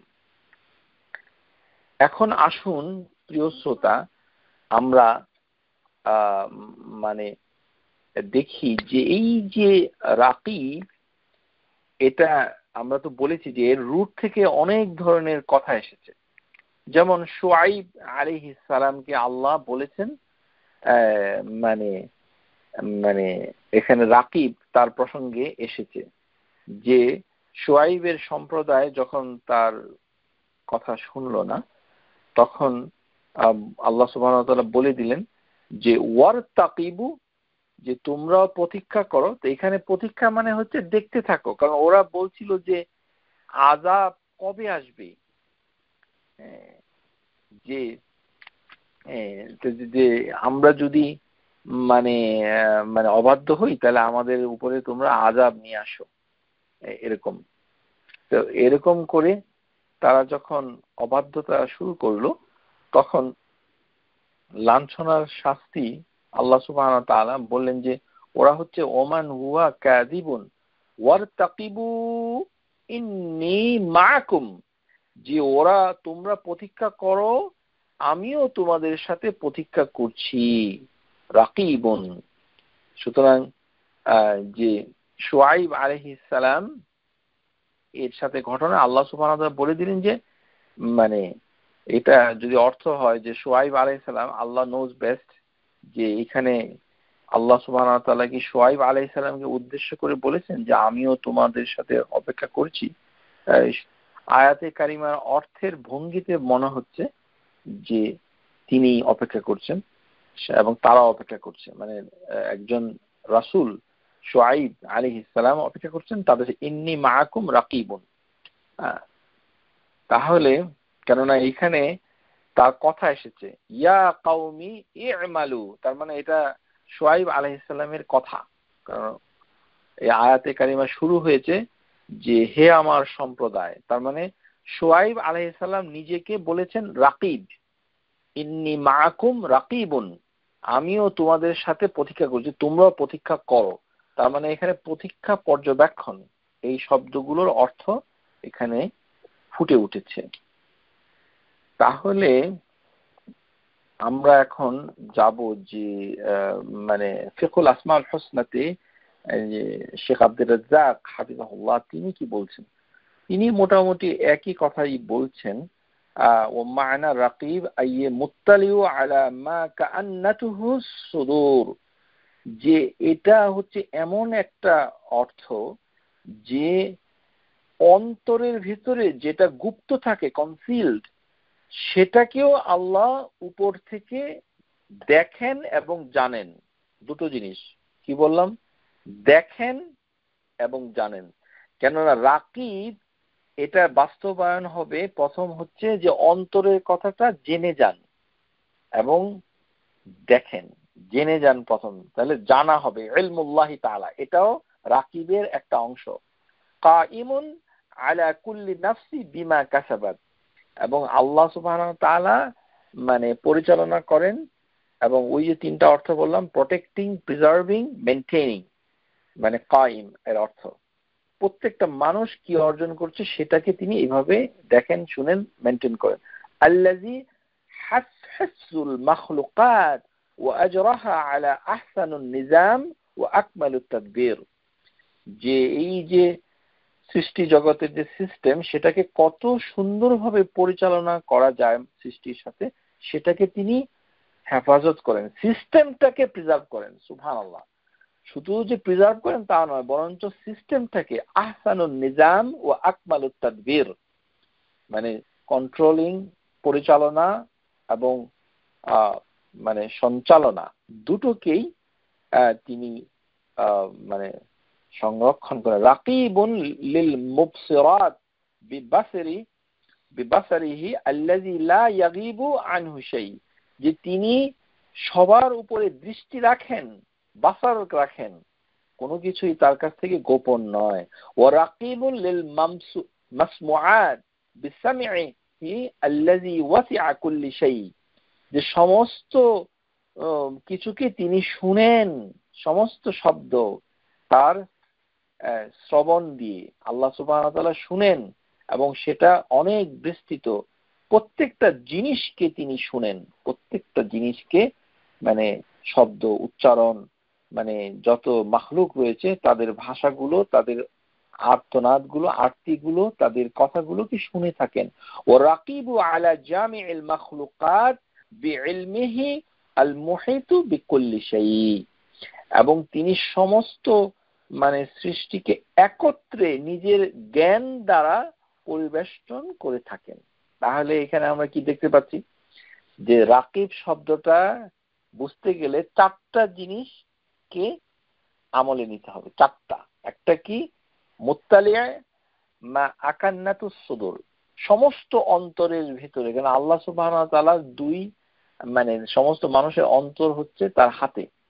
হ্যাঁ, ইউসাররিফুল কুলুব, হাদিসের ভিতরে এসেছে যে আল কালবুন ওয়াহিদ, সমস্ত মানব জাতির কলব হৃদয়টা আল্লাহর হাতের মুঠোয়, মানে একটা হৃদয়ের মতো, মানে যেখানে যেভাবে খুশি আল্লাহ সেভাবে চালনা করেন। মানে তার অন্তর, আমাদের সবার অন্তরের খবরটা তিনি জানেন। দুনিয়াতে জানেন, সৃষ্টি করার আগে জানেন, সৃষ্টি করার পরে জানেন, কিয়ামতেও জানবেন। আর একটা কি হচ্ছে যে যা অর্জন করেছে তাদাব্বুর করছে, তারপরে তিনি দেখেন এবং শুনেন। তাহলে দেখার মাধ্যমে বাসারুল্লাহ মানে বাসিরাতুল্লাহ বিবাসারাই, আর সামি আল্লাহ আল্লাহর শোনার মাধ্যমে, এবং ইলমুল্লাহ আল্লাহর জ্ঞানের মাধ্যমে। আর হচ্ছে কি, তাহলে প্রত্যেকটা জিনিসকে তিনি, তাহলে রাকিবের তিনটা প্রক্রিয়ার মাধ্যমে এটা বাস্তবায়ন হয়, যে জ্ঞানের মাধ্যমে, তারপরে হচ্ছে দেখার মাধ্যমে, তারপরে হচ্ছে জানার মাধ্যমে। ইয়ালামু ইয়ালামু এইভাবে। এই কারণেই মানে এখানে অনেকগুলো আয়াত এসেছে। যেমন অনেকগুলো আয়াতের ভিতরে আমরা যেগুলো উল্লেখ করতে চাই এগুলি হচ্ছে, যেমন আল্লাহ সুবহানাহু ওয়া তাআলা বলেছেন যে তার জ্ঞানের বাইরে একটা গাছের পাতা মানে মানে পড়ে না। তো এটাও মানে এসেছে যে আলাম তারা আন্নাল্লাহা ইয়ালামু মা ফিস সামাওয়াতি ওয়া মা ফিল আরদি মা ইয়াকুনু মিন নাজওয়া সালাসাতিন ইল্লা হুয়া রাবিউহুম। আপনারা জানেন এই আয়াত আমরা গত ক্লাসে আলোচনা করেছি যে যারা গোপন সলা পরামর্শ করে, তৃতীয় জন চতুর্থ জন মানে যখন গোপনে কথা বলে, তার সাথে আল্লাহ সুবহানাহু ওয়া তাআলা হামিলু ইয়াউমুল কিয়ামা, এটা শুধু জেনে যাচ্ছেন, সবকিছু তিনি, তার কাছে গোপন করা সম্ভব নয়। যে ওমা ইয়ানজিলু মিনাস সামাই ওয়া মা ইয়ারুজু ফিহা ওয়া হুয়া মাআকুম আইনামা কুনতুম আল্লাহু বিমা তা'মালুনা বাসীর, সূরা আল হাদিদ। যে আল্লাহ যেগুলোকে মানে নাজিল করছেন হেভেন থেকে, এবং যেগুলো ভূমি থেকে উদ্গত হয়, এবং তোমরা যেখানেই থাকো না কেন আল্লাহ সুবহানাহু ওয়া তাআলা মা ইয়া আল্লাহ তাআলা, আল্লাহর যে সাথে থাকা, এটা এটা হচ্ছে ফিজিক্যালি সাথে থাকা নয়, বরঞ্চ তার জ্ঞানের মাধ্যমে, যেটা স্কলাররা বলেছেন আইনামা কুনতুম, যেখানেই থাকো না কেন। আল্লাহ সুবহানাহু ওয়া তাআলা এটি তার আরশের উপর থেকে। এই কারণেই আল্লাহ এই আয়াতে কিন্তু আরশের কথাটা আগে বলে দিয়েছেন। এই কারণে বিক্ষিপ্তভাবে অনুবাদ করে ভুল অর্থ করার কোনো সুযোগই নেই। সূরা আল হাদিদ আয়াত নম্বর 4, এখানে আল্লাহ বলেছেন সুম্মাস্তাওয়া আলাল আরশ, তারপরে বলেছেন ইয়ালামু মা ইয়ালিজু ফিল আরদি। তার মানে আরশের উপরে ইস্তাওয়া হয়ে যাওয়ার পর তিনি বলছেন যে ওহুয়া মাআকুম আইনামা কুনতুম, তোমরা যেখানেই থাকো না কেন আমি তোমাদের সাথে আছি। এই থাকাটা একটি আমভাবে সাধারণভাবে থাকা, একটা খাস ভাবে থাকা। যেমন ইন্নাল্লাহা মাআল মুত্তাকিন, মুত্তাকিনদের সাথে সাবিরিন সাথে আল্লাহ থাকেন একটা সম্মানার্থে। আবার সাধারণ অর্থে যে সবারকে তিনি দেখেন, এরকম ভাবেই এটা এসেছে। সবকিছু তিনি দেখেন, শুনেন। তো আল্লাহ সুবহানাহু ওয়া তাআলা যে এই যে মানে তার ব্যবস্থাপনা, এটাকে এমন ভাবে তুলে ধরেছেন কোরআনুল কারীমের ভিতরে যে এর অনেকগুলো অর্থ দাঁড়িয়ে যায়। তো এখানে যেটা এসেছে যে অনেকগুলো আয়াত শেখ মানে হাফিজাহুল্লাহ তিনি উল্লেখ করেছেন ওয়া'লামু আন্নাল্লাহা ইয়া'লামু মা ফি আনফুসিকুম ফাহযুরুহু, যে তোমরা জেনে রাখো যে আল্লাহ কিন্তু জানেন, ইন্নাল্লাহা ইয়া'লামু মা ফি আনফুসিকুম, তোমাদের নিজেদের মনের ভেতরে যা কিছু হয় তা কিন্তু আল্লাহ কি করেন, ইয়া'লাম মানে জানেন। তাহলে ফাহযারুহুম, তাকে ভয় করো, ওয়া'লামু আন্নাল্লাহ গফুর রাহিম, এটা একটা। তারপরে আমরা আয়াত বলেছি যে আলা কুল্লি শাইইন রাকিবা, তারপরে ওহুয়া মাআকুম আইনামা কুনতুম, সেটা আলোচনা হয়েছে। তারপরে আল্লাহ সুবহানাহু ওয়া তাআলা বলছেন যে আলাম ইয়া'লাম বিআন্নাল্লাহা ইয়ারা, সূরা আল আলাক, যে তারা কি জানে না যে আল্লাহ দেখেন। তাহলে প্রথমে আমরা পেলাম হচ্ছে ইলমুল্লাহ, তারপরে হচ্ছে রুইয়াতিল্লাহ, মানে মানে বাসিরাতুল্লাহ তাআলা, মানে আল্লাহর দেখা। এখানে আল্লাহ বলছেন আলাম ইয়া'লাম, তারা কি জানে না বিআন্নাল্লাহা ইয়ারা, সূরা আল আলাক আয়াত নম্বর 14।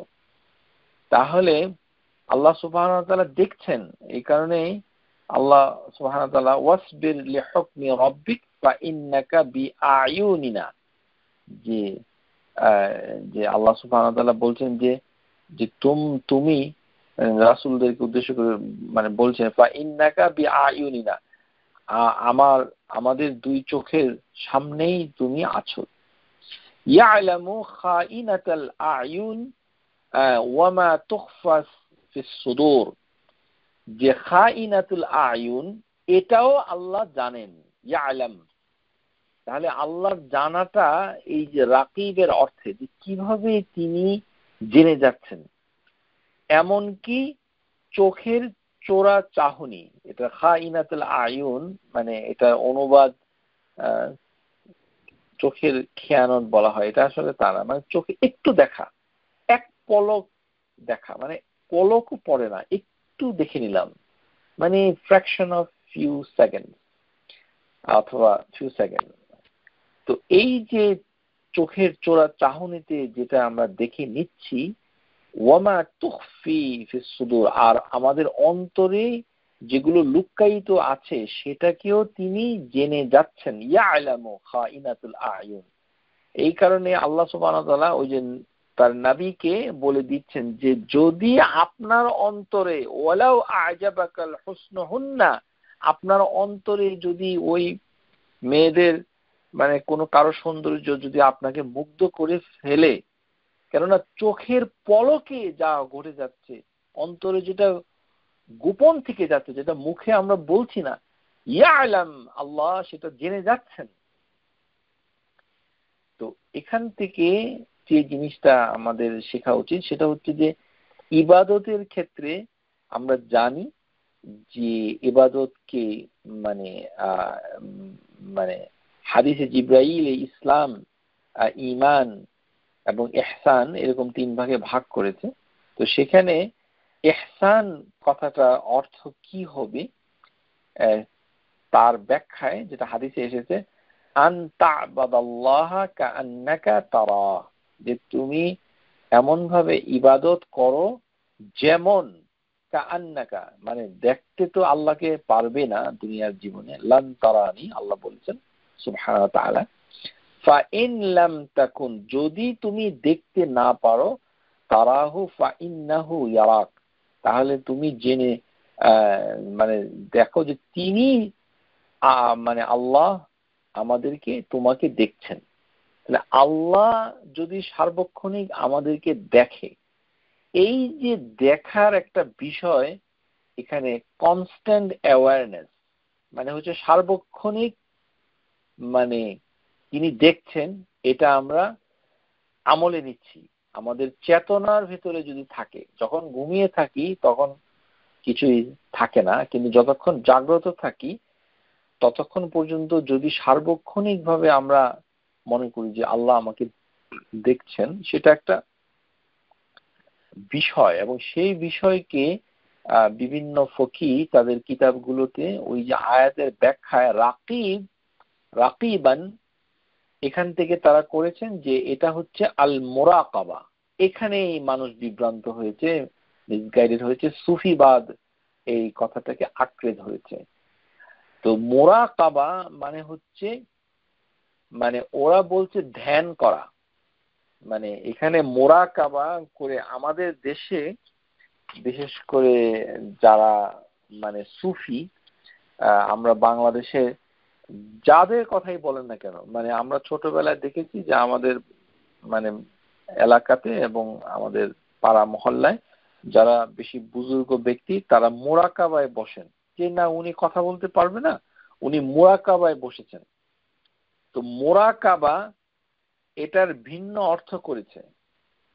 যেমন বিভিন্ন ধরনের বই, ফাজাইলে আমাল এবং অন্যান্য জায়গায় দেখবেন যে ওখানে লেখা আছে যে কবরের কাছে গিয়ে এরকম ধ্যান করতো। তো ধ্যান করা, মেডিটেশন করা, এগুলো মানে ইসলামের কোনো বিধিবিধান নয়।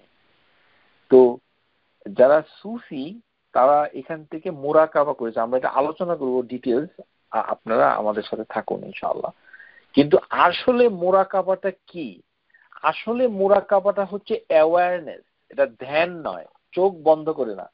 যেমন বাংলাদেশে যারা সুফি মানে সুফিজম চর্চা করেন তারা বলছেন, মানে বাংলাদেশে চর্চা করেন যারা মানে অধিকাংশই, আপনার মসজিদে যে মৌলানা সাহেবকে আপনি খুব সম্মান করেন তিনিও একই আকীদায় বিশ্বাস করেন যে নামাজের পরে 2 মিনিট দুইটা চোখ বন্ধ করবেন, তারপরে মোরাকাবা করবেন, এটা একটা বড় ইবাদত। এরকম 2 মিনিট 3 মিনিট চোখ বন্ধ করতে হবে, নামাজের পরে করতে হবে কেন? মানে এটা হচ্ছে একটা বড় প্রশ্ন, নামাজের পরে কেন? তো ওরা বলছে যে এটা একটা তন্ময়তা, সম্মোহিত অবস্থা, মানে ধ্যান করা।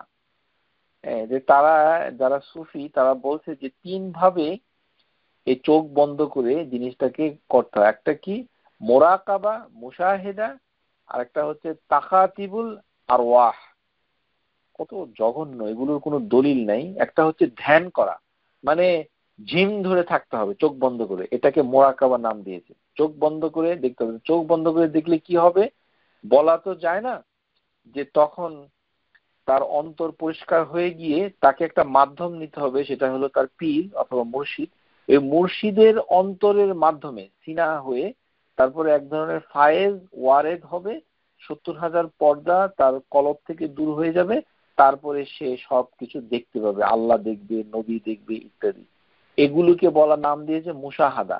তারপরে ওদের সাথে কথা হবে, তাখিতুবু আরওয়াহ, মানে অন্য রুহের সাথে কথা হয়। এই জন্য দেখেছেন আপনারা মানে বাংলাদেশি কিতাব যাদের কথাই বলুন না কেন, মানে সবাই এরকম যে কি কবরের কাছে মোরাকাবা করেছে, অথবা নবী সাল্লাল্লাহু আলাইহি সাল্লামের কবরের কাছে গিয়ে মোরাকাবা করেছে, তারপরে নবী সাল্লাল্লাহু আলাইহি সাল্লামের রুহের সাথে তার কথা হয়েছে, তারপরে তিনি নবী সাল্লাল্লাহু আলাইহি সাল্লামকে দেখেছেন মোরাকাবার মাধ্যমে, মুশাহাদা করেছেন ইত্যাদি। এবং রুহের জগতে ও তোখাতিবু আরওয়াহ, এবং রুহের সাথে তাদের যোগাযোগ হয়েছে। এই জিনিসগুলা হচ্ছে মোরাকাবার একটা অংশ।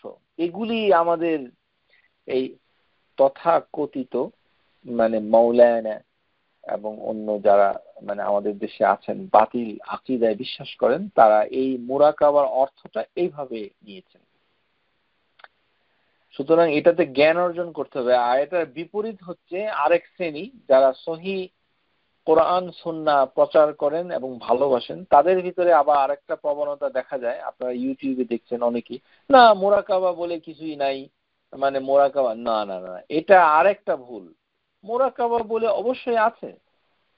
এবং যারা আহলুস সুন্নাহ ওয়াল জামাআহ, যাদের আকীদা সুন্দর রয়েছে, তারা বিভিন্ন ভাবে মোরাকাবা আলোচনা করেছেন। সুতরাং এটা নাই, এটা বলা যেমন একটা পথভ্রষ্টতা, ভুল।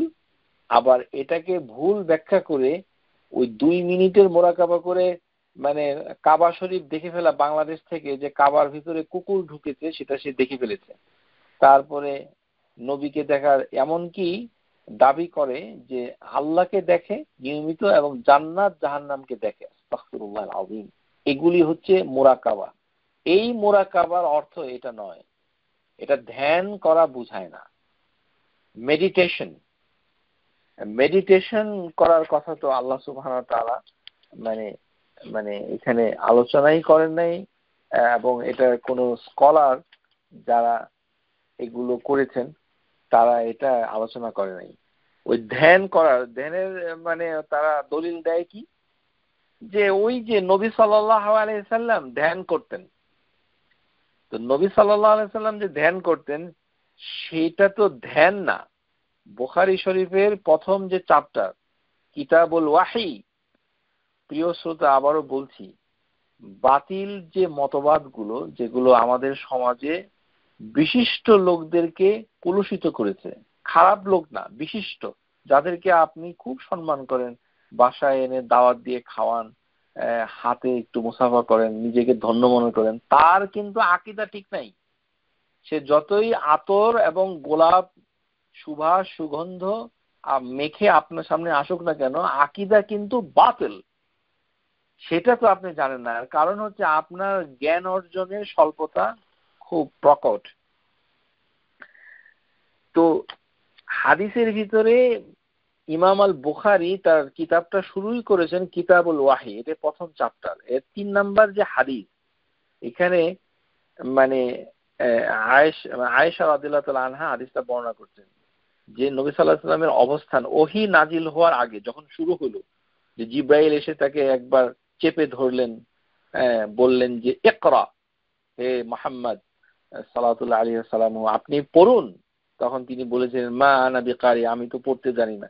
তো এর আগের ঘটনাটা কি ছিল? ওই যে তিনি গেলেন হেরা গুহায়, ওয়াকানা ইয়াখলু বিগারি হিরাইন ফায়াতাহান্নাসু ফি, ফায়াতাহান্নাসু মানে হচ্ছে, মানে এর শাব্দিক অর্থ, হান্নাস শব্দের অর্থ হচ্ছে পাপ। তো ফায়াতাহান্নাসু ফিহি মানে উনি ওই মক্কা নগরীতে যে ধরনের পাপ পঙ্কিলতা ছিল, এই যে মানে অনিষ্ঠ অত্যাচার জুলুম, এখান থেকে তিনি দূরে সরে গিয়ে হেরা গুহাতে সেক্লুশনে ছিলেন। খলুয়া বলে, খলুয়া, এটা ধ্যান করা নয়। এগুলো মিথ্যা অনুবাদ বাংলাদেশে করে এই যে আপনাদেরকে বিভ্রান্ত করছেন। বুখারী শরীফের বাংলা অনুবাদে প্রচুর সমস্যা আছে। যে যেমনে পারে তার পক্ষের ভিতরে মোরাকাবার দলিল হিসাবে এটা ওরা বলে থাকে। ওয়াকানা ইয়াখলু বিগারি হিরাইন ফায়াতাহান্নাসু ফি ওয়া হুয়া তাআব্বুদু, এটার অর্থ হচ্ছে তাআব্বুদু, তিনি আল্লাহর আনুগত্য খুঁজতেন। তা আল্লাহর আনুগত্য মানে ইবাদত, ওয়ার্শিপ করতেন। কিভাবে ওয়ার্শিপ করতেন? ওই যে গুনাহ থেকে বেঁচে থাকতেন, এটাও এক ধরনের ইবাদত, হারাম থেকে বেঁচে থাকা। কারণ তখন তো তিনি তার অন্তরে যেটা অসুন্দর, অস্বচ্ছ, কলুষিত আইয়ামে জাহিলিয়া যেটা বলে, নবী সাল্লাল্লাহু আলাইহি ওয়াসাল্লামের অন্তর শুরু থেকেই অনাচার, অবিচার, জুলুম, নির্যাতন, অনিষ্টতার বিরুদ্ধে ছিলেন। তিনি পছন্দ করতেন না যতক্ষণ না পর্যন্ত তার কাছে হক এসে নাজিল হলো। তিনি রাতে এরকম থাকতেন, তারপরে তার জন্য খাবার নিয়ে যাওয়া হতো। এই খাবারগুলো খাদিজাতুল কুবরা নিয়ে যেতেন। জাওয়াতিল আদাতি ক্বাবলা আন ইয়ানজা ইলা আহলিহি, তিনি দেখতে যেতেন যে দূরে থাকলেও তিনি ঘরে আসার জন্য ব্যাকুল হতেন। সুম্মা ইয়ারজিউ ইলা খাদিজা মানে যেতেন, ফায়াতাজাওয়াদু লিমিসলিহা। তো হাত্তা জাউ আল হক ওয়া হুয়া ফি গারি হিরা, এই গারি হিরাতে একদিন মানে হক চলে আসলো, মানে একজন ফেরেশতা আসলো, ফাজাউ আল মালাক। তাহলে এখানে ফায়াতাহান্নাসু এর অর্থ হচ্ছে ওয়া হুয়া তাআব্বুদু। তো এইটাকে আমাদের দেশে করেছে কি, যে এখানে ধ্যান করতেন। উনি ধ্যান করতেন না, উনি সেখানে অবস্থান করতেন, গুনাহ থেকে বেঁচে থাকতেন। ইয়াতাহান্নাস মানে হান্নাস থেকে তিনি মাহরুম থাকতেন, দূরে থাকতেন। আব্বাদু, এটা এই ধরনের ভালো শিখতে হবে। তো ওখানে থেকে এটা এসেছে। তার মানে এই নয় যে হেরা গুহায় ধ্যান করাটা আমাদের ইবাদতের একটা অংশ। এখন আর ধ্যান নাই। এরা আবার আরেকটা বাতিল, একটা জাল হাদিসকে বলে 1 ঘন্টা ধ্যান করলে তাহলে 60 বছরের ইবাদতের সমান। এটা তো একটা জাল হাদিস। ফিকরাতু সাআতি খায়রুন মিন ইবাদাতি 60 সানা, মানে হাদিস নাম্বার হচ্ছে, মানে জাল হাদিস নাম্বার 173, যে 1 ঘন্টা চিন্তা ভাবনা করলে, ধ্যান করলে 60 বছরের ইবাদতের সমান। জি না, এরকম ধ্যান দিন ইসলামে নাই। ধ্যান করতে বলে নাই। চোখ বন্ধ করে নবী সাল্লাল্লাহু আলাইহি সাল্লামের মানে জিব্রাইল এসে যখন তাকে ওহী পাঠালেন, এর আগে যা ঘটেছে, কেননা ওই ঘটনার পরে যেদিন জিব্রাইল এসে তারপরে নবী সাল্লাল্লাহু আলাইহি ওয়াসাল্লাম কখনোই গারে হেরাতে যান নাই। এটা হচ্ছে প্রথম। তিনি কোনোদিন ওই হেরা গুহায় আর যান নাই। তিনি তখন তার বাসায় লোকালয়ে চলে এসেছেন, কেননা তার সাথে একটা যোগাযোগ স্থাপন হয়েছে জিব্রাইল আলাইহিস সালামের। সুতরাং এটা নবুয়তের পূর্বের ঘটনা। এটাকে অনুসরণ করা ইসলামের জন্য ঠিক নয়। শাইখুল ইসলাম ইবনে তাইমিয়া রাহিমাহুল্লাহ তিনি বলেন, আল উমুর আল্লাতি জারাত ক্বাবলা আন-নবুওয়াতি লা তুযাক্কার লি আহাদা ওয়া তাশরী'i কা ফি'লিহি বা'দা আন-নবুওয়া। যে নবুয়তের পূর্বে যা ঘটেছে ইসলামী শরীয়তে তা অনুসরণ করা মানে শরীয়ত সম্মত নয়। আগে যেটা হয়েছে সেটাকে কোনো ওয়াজিব করা হবে না, এটাকে বাদ দিতে হবে, কারণ এটা দ্বীন ইসলামের পার্ট নয়। কোনো পাহাড়ে গুহাতে মানে একত্রে বসে, এখন যেমন নিউ ইয়র্ক শহরে এসেছে কি মেডিটেশন,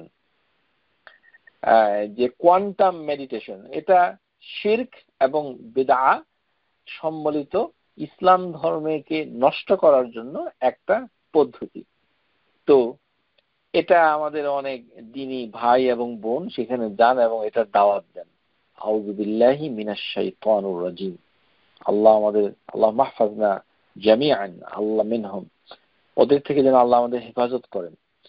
কেননা ধ্যান করা, হেরা গুহা, এগুলো কোনো ইবাদত নয়। এগুলোর থেকে দলিল নিয়ে আমরা কোনো কিছু করতে পারি না।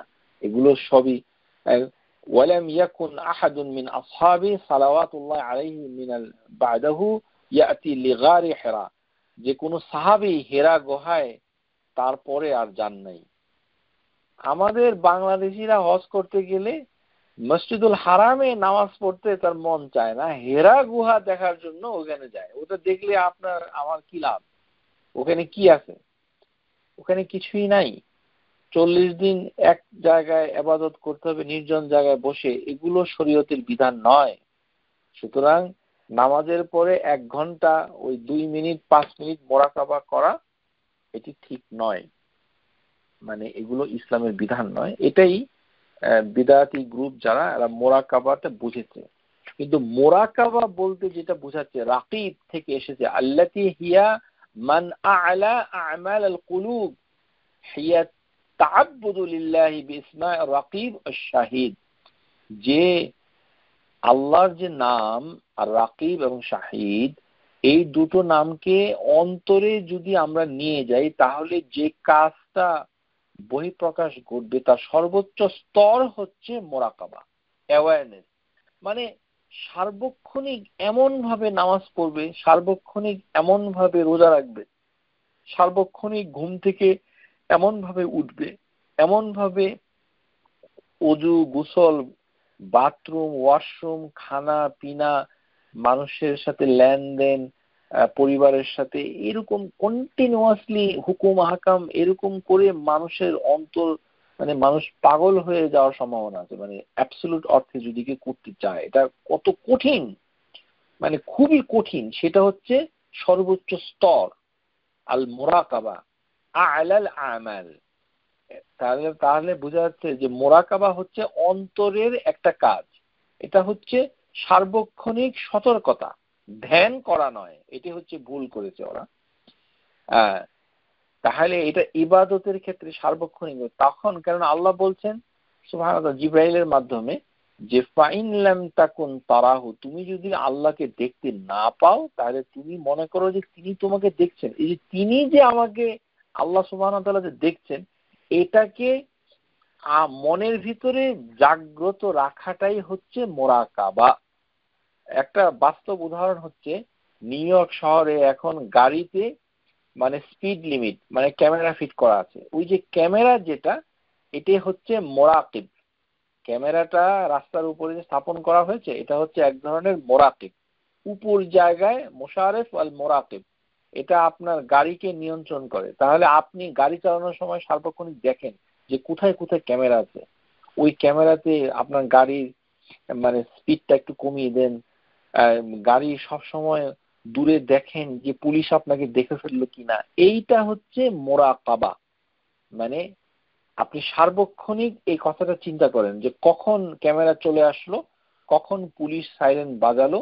এই যে সার্বক্ষণিক পুলিশের কথাটা আপনার অন্তরে জাগ্রত যেটা থাকে, সেটাই হচ্ছে মোরাকাবা লিল পুলিশ, মানে সরতা লিসরতা। এটা বোঝানোর জন্যই বলেছি। তো আল্লাহ সুবহানাহু ওয়া তাআলার প্রতি মোরাকাবা এটা একটা মানে সর্বোচ্চ মানসিক অবস্থা, এটা একটা স্বতন্ত্র কোনো ইবাদত নয়। এটা হচ্ছে সবচেয়ে বড় ভুল। যেখানে স্কলাররা বলেছে মোরাকাবা অবশ্যই ইসলামের ভিতরে আছে, কিন্তু এটা কোনো ইবাদত হিসাবে নয় যে এটা 2 মিনিট করতে হবে, 3 মিনিট করতে হবে, আবার নিয়ম করে করতে হবে, তারপরে এটার ভিতরে যে দেখা যাবে, এটা নয়।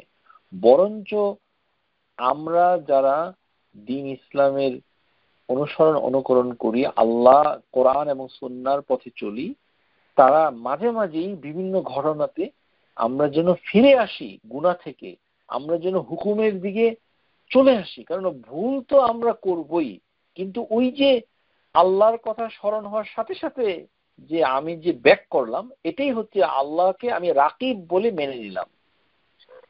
কেননা আমি যদি এখন বাসায় বসে মোবাইল ফোনে অশ্লীল কিছু দেখি, তাহলে আমার ঘরে যদি ছোট্ট বাচ্চাটা ঢুকে পড়ে, তাহলে আমি কি করি? সাথে সাথে মোবাইলটা বন্ধ করে ফেলি, অথবা মুখটাকে ঘুরিয়ে নেই, অথবা লুকিয়ে ফেলি। তো এটা করলে যেটা হচ্ছে, সমস্যাটা হচ্ছে যে এই আপনার জানা উচিত ছিল যে আল্লাহ হচ্ছেন রাকিব, তিনি কিন্তু দেখছেন। তো আপনি আল্লাহ যে রাকিব এটা আপনি আমলে নেন নাই, বরঞ্চ ওই আপনার সন্তানকে যে ও যদি দেখে ফেলে তাহলে সর্বনাশ হয়ে যাবে, তাহলে তাকে আপনি মানে তত্ত্বাবধায়ক পর্যবেক্ষণের দিক থেকে আল্লাহর উপরে ভয় করছেন। এটাই আল্লাহ সুবহানাহু ওয়া তাআলা চান না। আল্লাহ সুবহানাহু ওয়া তাআলা চান যে আমি যেন আল্লাহকে সবসময় মনে করি যে তিনি তো দেখছেন, কেউ না দেখুক, তিনি তো দেখছেন। এটা আমলে আনতে হবে। এটা ছাড়া আর কোনো গতি নাই। মানে এটা ছাড়া যদি অন্য মানে দেখা জিনিসটাকে, এই কারণেই মানে যারা স্কলার তারা বিভিন্ন উদাহরণ দিয়েছে যে দেখাটা কত গুরুত্বপূর্ণ। ইবনে ওমরের একটা কথা এসেছে হাদিসের বইগুলোতে, আব্দুল্লাহ ইবনে ওমর রাই আল গানাম, একটা মানে ছাগল মানে বকরির পালের রাখালের সাথে তার কথোপকথন।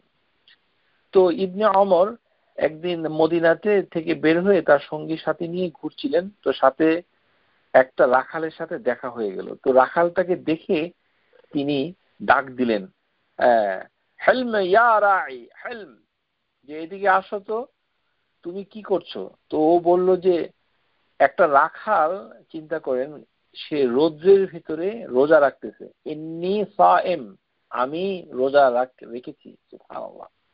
রোজা হচ্ছে এমন একটা ইবাদত যেটা বলতে হয় মুখে যে আমি রোজা রেখেছি, এটা সুন্নাহ। ওই আদবটা ওই রাখাল জানে। তখন ইবনে ওমরের মনে সন্দেহ হলো যে এই রাখালটা তো সাংঘাতিক, সে গরমের ভিতরে রোজা রাখছে। তো এই কারণে তার সাথে তিনি কথাবার্তা বলা শুরু করলেন এবং তাকে পরীক্ষা করা শুরু করলেন যে আসলে এই রাখালটা কত ভালো। তো এরকম অনেক লম্বা কাহিনী, আমরা বিস্তারিত বলতে চাচ্ছি না। যে তুমি কেন রোজা রাখছো? আনতাসুমু ফি মিসলি হাযাল ইয়াউম আল হার শাদীদুন শামুমুহু, মানে উনি বলছেন যে এত গরম প্রচন্ড, তুমি রোজা রাখতেছো, মানে মানে মাঠে রাখাল চড়াচ্ছ। তখন সে বলল যে আল্লাহ সুবহানাহু ওয়া তাআলা মানে মানে জন্য, আল্লাহর জন্য সে মানে রোজা রাখছে, এবং আল্লাহ যে রাকিব এই কারণে সে ওই ছায়াতে আশ্রয় নিচ্ছে না। এই রোজা রাখা অবস্থায় এই কষ্ট করেও সে মাঠে ছাগলগুলোর দিকে নজর দিচ্ছে।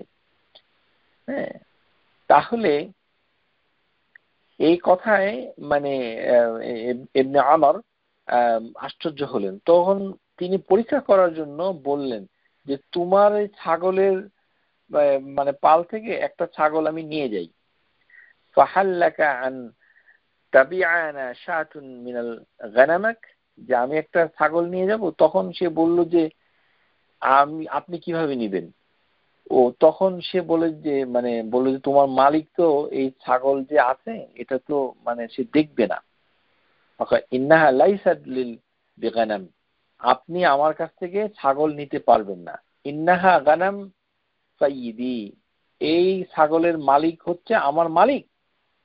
তখন ওই যে রাখাল, সে তাকে বলা হলো যে তুমি ধরে নাও যে ফামা আসা সাইয়্যিদাক ফাআলা ইযা ফাকাদাহা, সে তো নাই, তোমার মালিক তো নাই, তো তুমি তাকে বলবা ফাকালা ফাকুলতা, তুমি তাকে বলে দাও আকুলুহা যাব, যে একটা নেকড়ে এসে একটা ছাগল খেয়ে ফেলছে, এরকম একটা কথা বলে দাও। তখন ওই রাখাল ইবনে ওমরকে বলল ইয়াকুল আইনাল্লাহ, আল্লাহ তাহলে কোথায়?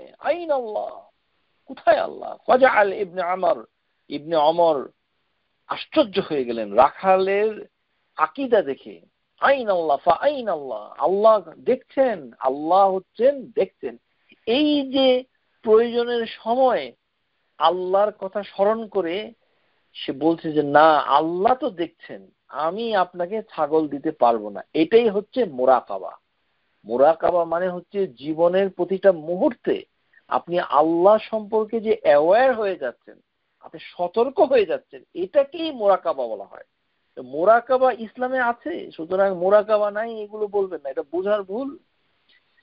তেমন বিখ্যাত কাহিনী আছে, আপনারা জানেন যে তার পিতা ওমর রাদিয়াল্লাহু তাআলা আনহু, আল ওমরু ওয়া বাইয়াতিল লাবান, যে ওই যে দুধ বিক্রি করার জন্য যে মেয়েটা, তার মা তাকে বলতো যে তুমি এক কাজ করো, ওই দুধে পানি মিশাও।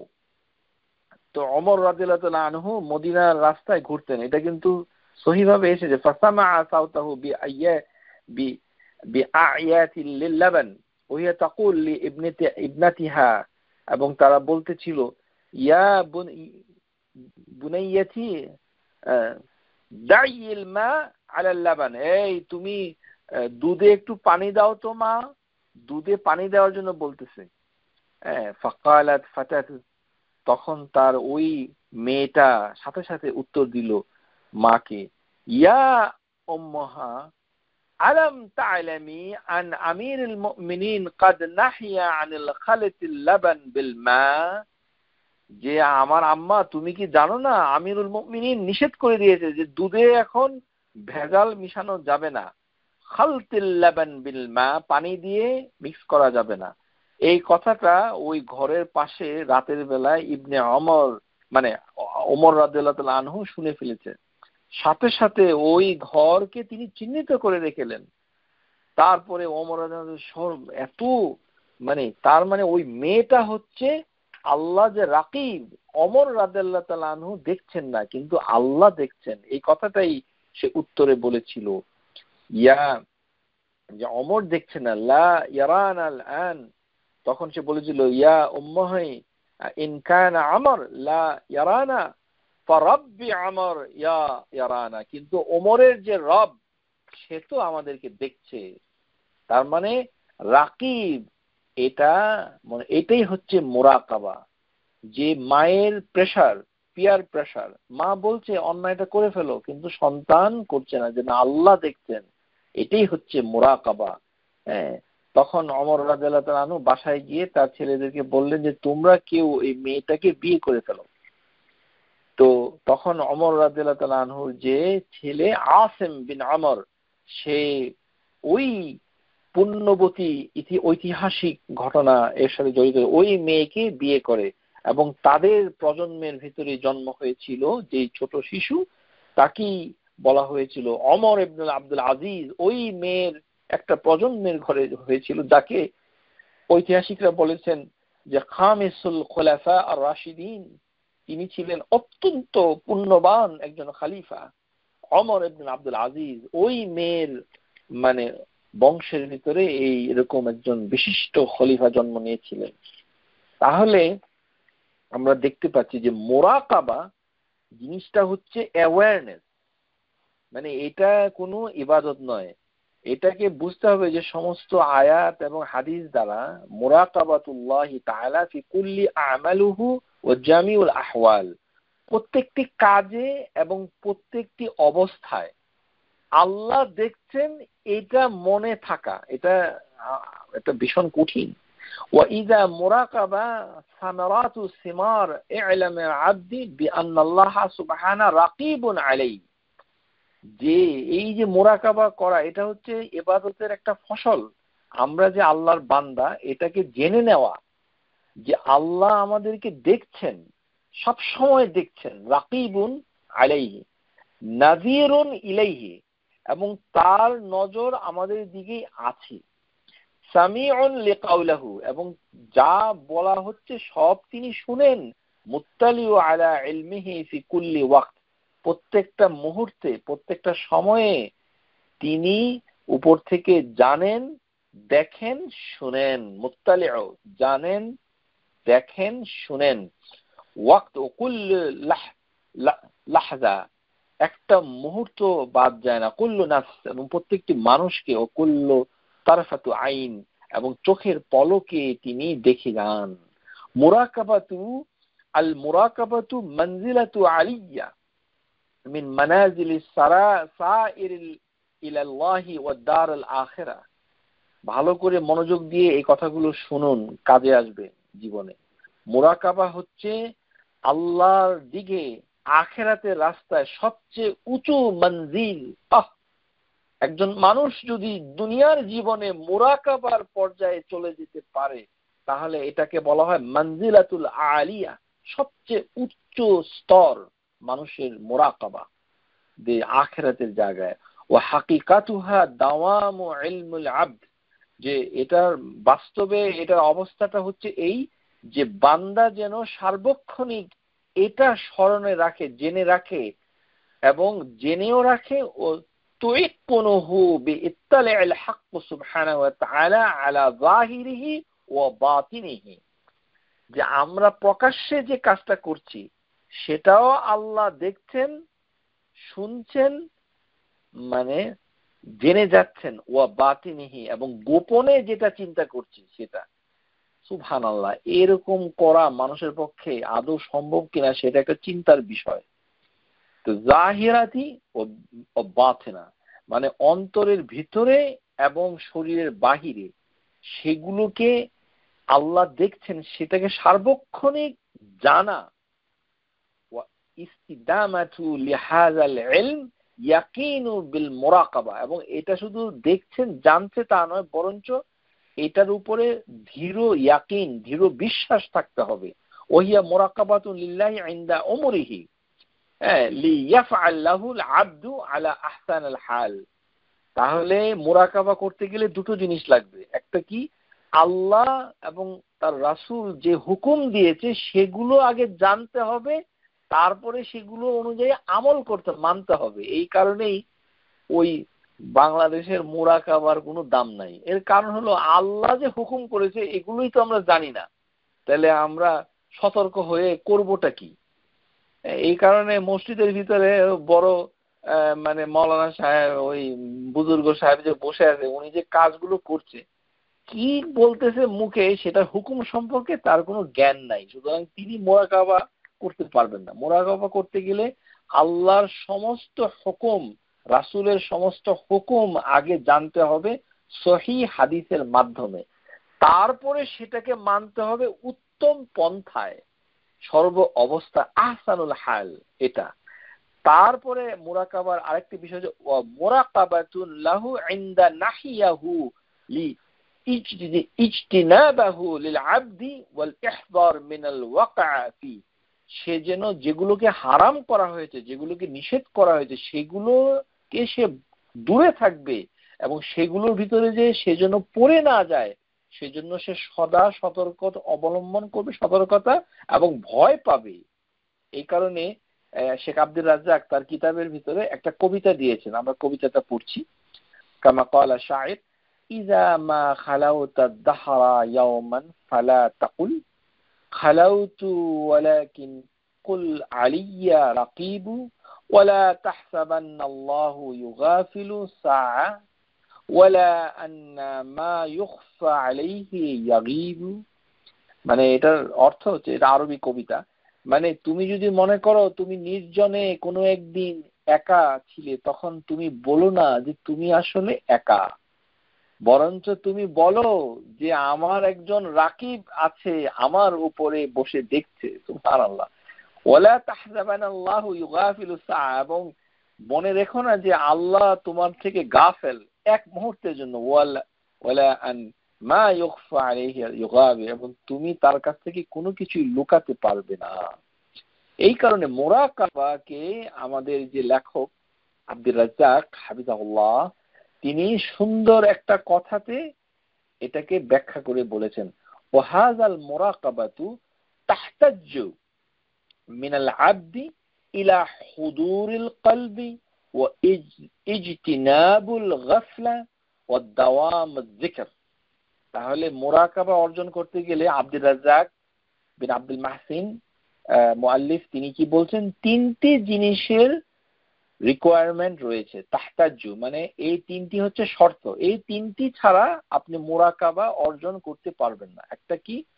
হুদুরুল কলব, এই যে আল্লাহ সুবহানাহু ওয়া তাআলা যে দেখছে, এটা সব সময় আপনার অন্তরে হাজির থাকতে হবে। হুদুর মানে আল্লাহ দেখছেন, মানে হুদুরুল কলব মানে অন্তরে সব সময় আপনার জাগ্রত রয়েছে, অন্তরটা জাগ্রত রয়েছে, উপস্থিত রয়েছে। অন্তরটা কি হয়েছে? উপস্থিত থাকে। হুদুর এখান থেকে বাংলাদেশে হুজুর হয়েছে, বুঝেছেন? হুজুর বলা নিষেধ এই কারণে, কেননা এই হুদুর হা দাদ ওয়াও রা, হুদুরুল কলব।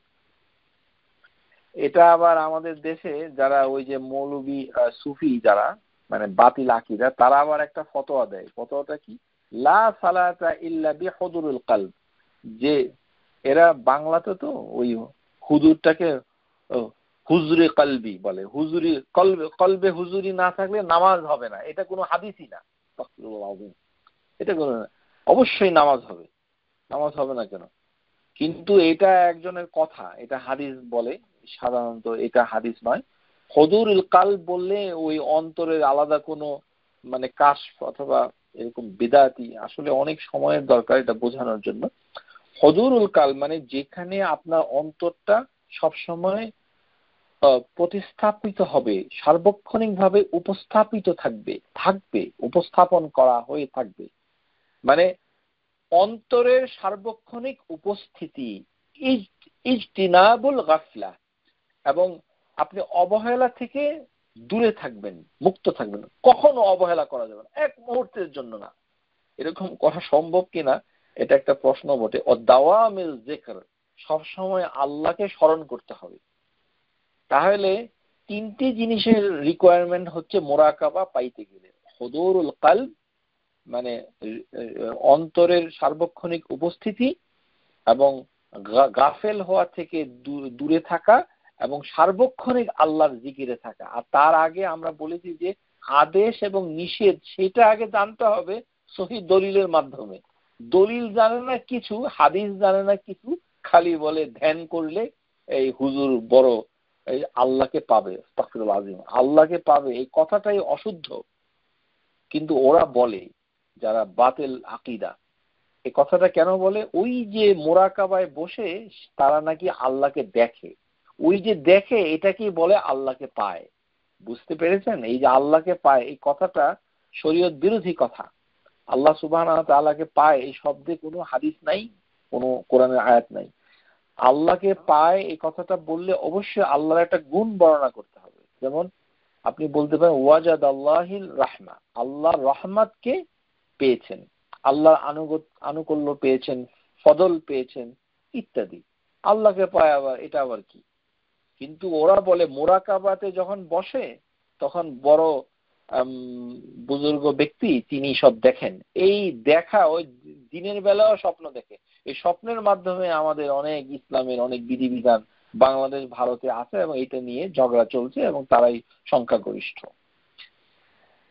তাহলে লেখক বলছেন যে ওয়াহাযা ইউসমিরু সুরুরুল কলব, তাহলে আপনার আত্মা শান্তি পাবে, আনন্দিত হবে আপনার হৃদয়, ইনশিরাহা সদর, এবং আপনার বুকটা, আপনার অন্তরটা মানে মানে বেড়ে যাবে, আপনার সংকুচিত ভাব অন্তরের বুক থেকে দূরে সরে যাবে। অকাররাতুল আইন, কুররাতুল আইন, এবং আপনার চোখের শান্তি আসবে, চোখে শান্তি। ওয়াল কারবু মিনাল্লাহ, এবং আপনি আল্লাহর নৈকট্য লাভ করবেন। ওয়া হুয়া নাঈমুন, এবং এটা হচ্ছে মানে চূড়ান্ত মানে শান্তি, আনন্দ। মুআজ্জিল ইয়ানালুহু আল আবদু ফিদ দুনিয়া, যে দুনিয়ার ভিতরে সে একটা প্রচন্ড প্রশান্তি সে লাভ করবে কাবলাল আখিরা, আখিরাতে যাওয়ার আগেই। সুতরাং এটা হচ্ছে একটা মানসিক অবস্থা। মানে নামাজ পড়তে গেলে ওই হুজুরে কাল দিয়ে নামাজ পড়তে হবে, এগুলি বাতিল।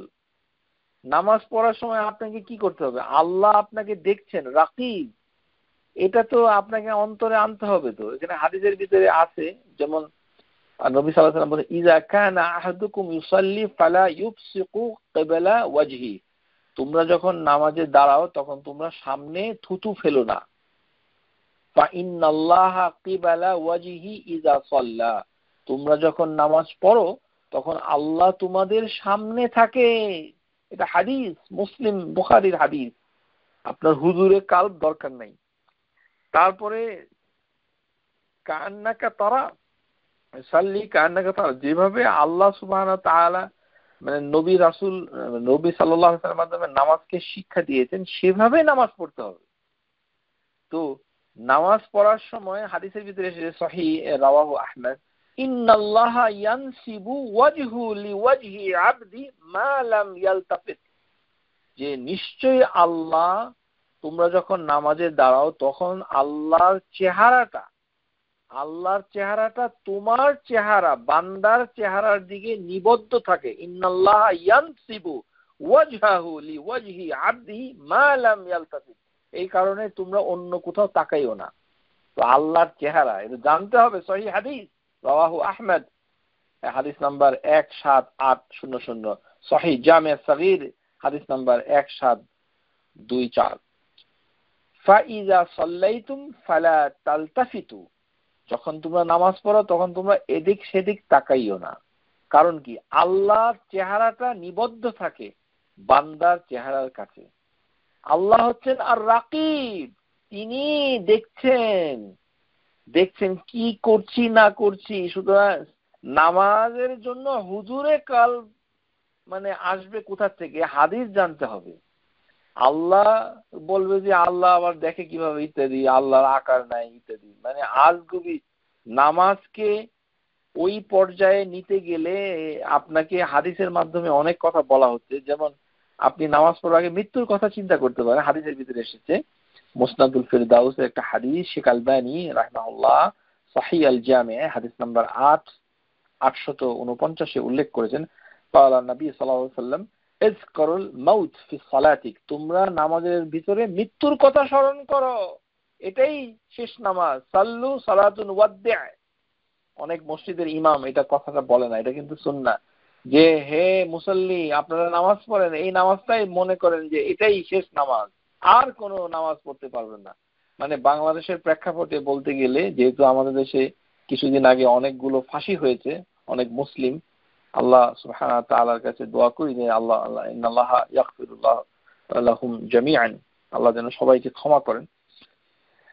ইয়ারফাউ দারাজাতাহুম ইযকুরুল মাউতি ফি সালাতিক, তাহলে যারা ফাঁসি মঞ্চে যাওয়ার আগে যে নামাজটা পড়ে, তাহলে ওই নামাজটাকে তারা কিভাবে পড়ে? খুব সুন্দর করে পড়ে, এবং তারা মনে করছে আল্লাহ দেখছেন। কারণ তাদের মনের ভিতরে এই কথাটা খুব কাজ করে যে আল্লাহ তো দেখছেন, আমি কি অন্যায় করেছি, আজকে আমার ফাঁসি হচ্ছে ইত্যাদি। তাহলে মৃত্যুর কথা যদি স্মরণ করা যায় নামাজের ভিতরে, এটা হাদিসের ভিতরে এসেছে। খুশু' করার এটা একটা কায়দা। ইযকুরুল মাউতা ফি সালাতিক, তোমরা তোমাদের নামাজে মৃত্যুর কথা স্মরণ করো। ফাইন্না রাজুলু ইযা যুকিরাল মাউত ফি সালাতিহি লিহারিহি আন ইয়াহসিনু সালাতিহি, সে দেখবে যে ইয়াহরিহি আন ইয়াহসিন, মানে সে কত সুন্দর করে সে নামাজটা পড়বে, কেননা সে তো মরে যাবে, এটাই তার শেষ নামাজ।